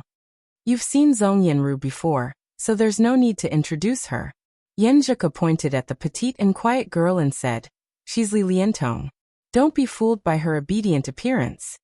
Lu Cheng didn't expect the dirty Tong Yenjika was talking about to be such a dignified and quiet girl. He was slightly surprised and smiled. Hello, I'm Lu Cheng's boyfriend. You don't have to tell us, we all know. Li Liantong joked. Yenjika ignored her and turned to introduce her last roommate to Lu Cheng. Shi Xiangyang, surgical killer. Lu Cheng saw that the so-called surgical killer was tall, almost as tall as him. Her skin was a healthy wheat color, and her eyes were a little blurred because she couldn't focus. He had deep doubts about the girl's ability to come up with nicknames in the dormitory, but on the surface he smiled and said, "Hello, I heard that you all know me?" He was using Li Liantong's joking to make fun of himself. Yenjika, Li Liantong and Zhong Yanru couldn't help but laugh. Shi Xiangyang obviously didn't get the point and answered blankly, Yes. I'm sitting next to Lu Cheng. He hurt his right arm in the challenge tournament, so he's disabled for the time being. He needs my help to make a living." Yenjika pulled Lu Cheng to sit down naturally and gracefully. Then she put some food in his bowl. Challenge tournament? Li Liantong asked curiously. Are you the main force of the martial arts club? Yes. Lu Cheng admitted frankly. Li Liantong didn't ask further, because in her impression, the martial arts club in her school was very weak, and only Lin K was strong. Moreover, the martial arts club made a big fuss last semester, but they were eliminated in the group stage. It could be seen that the other members were really weak, and the so-called main force was just SOSO. Shi Xiangyang was also not interested in this topic. She first helped Yenjika to order the dishes, and then asked with a smile, Lu Cheng, I heard from Ke that you were high school classmates? Yes, classmates from the next class. Lu Cheng answered honestly, without any uneasiness. Only when he cared about the girl he loved would he turn into a fool. Zhong Yanru followed up and asked, Ke should be a famous person in your school, right? Of course, I don't know. Lu Cheng wanted to describe how many boys deliberately passed by Yenjika's class, but the girl secretly pinched him, so he could only stop abruptly. Did you have a little crush on her at that time? Li Liantong gossiped about the details with bright eyes. Lu Cheng said with a smile, more than a little. His answer immediately attracted Yenjika's eyes, but the three girls became more excited. Shi Xiangyang said with a smile. So you had a little crush on our Ke for a long time. Then you joined the martial arts club because of her? You wanted to get close to her? Wanted is not quite accurate. I should say deliberately. Lu Cheng smiled and made fun of himself again. Oh. The three girls made meaningful sounds, which made Yenjika roll her eyes at Lu Cheng again. But when she wanted to pinch his hand, he turned over and held it in his palm, gently rubbing it. Not bad. Li Liantong praised Lu Cheng's cooperation and asked, Then you got Ke's contact and started to pursue her? At that time, I didn't dare to reveal my intention to pursue her, so I could only chat with her as an old classmate. Lu Cheng chuckled. Zhong Yanru suddenly understood. I was wondering why Ke always took out her phone to chat. Before she could finish, Yenjika reached out and covered her mouth. The two of them laughed and joked. The dishes were served one after another. They began to chat while eating. As for the gossip, Lu Cheng would say what he could, but he would never say what he couldn't. With the help of others' curiosity, he and Yenjika reminisced about the details of the past. The more they ate, the more heartwarming and tasty the meal became. At the end of the meal, the three girls finally stopped and picked up their phones to reply to the messages. Hey, someone jumped off a building just now. The first jump in the new campus. Li Liantong suddenly exclaimed. What? What? Zhong Yanru and Shi Xiangyang asked in surprise. Li Liantong said, Cabbage, look at the class group. Ruru, you should be able to see it when you browse the school forum. Because Shi Xiangyang always liked to say that girls were fragrant, soft and fair, and was also a little white mouse and little white rabbit killer. She was usually very muddle-headed, so Li Liantong gave her another nickname, Cabbage. We happened to meet on the way here. Yenjika asked curiously, Did they say why they jumped off the building? Why didn't you say so earlier? Li Liantong stared at the screen and said, They're from the management school. According to his roommate, he was from an ordinary family but was greedy for money. He borrowed a small amount of money, and the interest was getting higher and higher. Because he was forced to repay the debt, he cheated a lot of his classmates. In the end, he couldn't pay the debt, and wanted to commit suicide by jumping off the building. Pooh, this kind of person is a scourge in the world. Lu Cheng and Yenjika looked at each other. They didn't expect such a situation. At least you helped those classmates find someone to repay their debt. His parents also didn't have to bear the pain of losing their son while facing a huge debt. Yenjika leaned towards Lu Cheng's ear and comforted him. She didn't want him to feel unhappy about saving such a person. Lu Cheng exhaled and said, "Just treat it as helping his parents." Hey, he was saved by someone? That's good. Every injustice has its perpetrator, and every debt has its debtor. Li Liantong, Zhong Yanru, and Shi Xiangyang started to discuss this matter. After a rather enjoyable lunch, Yenjika escorted Lu Cheng to the school hospital. Actually, you don't have to go. The first class in the afternoon is about to start. Maybe I'll be sent to the city to take an X-ray later. Lu Cheng said to the girl who felt sorry for him. Yenjika snorted and said, "How can there be a lack of truancy in university? I didn't expect that the first truancy in my life would be like this." At this moment, Lu Cheng's phone rang. He took it out and saw that it was from his teacher. Teacher sure? He vaguely guessed why it was from him. Not bad. Now you know how to save people. Geezer sure joked. How's your hand? Is it okay? At that time, with that kind of skill, he could guess that it was Lu Cheng who saved him. Lin Kei had to rest, and didn't come to the martial arts club these 2 days. It's a little serious. Lu Cheng answered honestly. Come to my place. I'll do acupuncture and give you some ointment. The doctors in your school hospital can only treat colds and colds. Geezer sure said sarcastically. Okay. Where do you live? Lu Cheng didn't want to go to the city hospital to take an X-ray. After taking down Geezer Sher's address, he quickly told Yenjika about it. Then I'll go back to class. Yenjika was relieved and said with a smile. Bye-bye. I'll wait for you at the usual place tonight. Lu Cheng smiled and waved his hand. The usual place was Chankieaku. They were going to have dinner together. Yenjika turned around and walked 2 steps. She suddenly turned back and said with a smile. Cheng, when you saved people just now, well, you were so cool. After saying that, she quickly turned her head and left with light footsteps. So cool. Lu Cheng touched his chin proudly, and watched the girl go away. On the way back to their dormitory, Shi Xiangyang asked Li Liantong. Dirty Tong, what do you think of Lu Cheng? Is he good enough for Ko? Li Liantong thought for a while and said, he's quite generous and witty. He looks more mature than the boys in the same grade. It's not bad that you rue, and I can find a boyfriend like him. But I still think he's not good enough for Ko. I think he's okay. Zhong Yanru had a good impression of Lu Cheng. Li Liantong shook her head and said, he's not handsome enough. He can't make a living with his looks.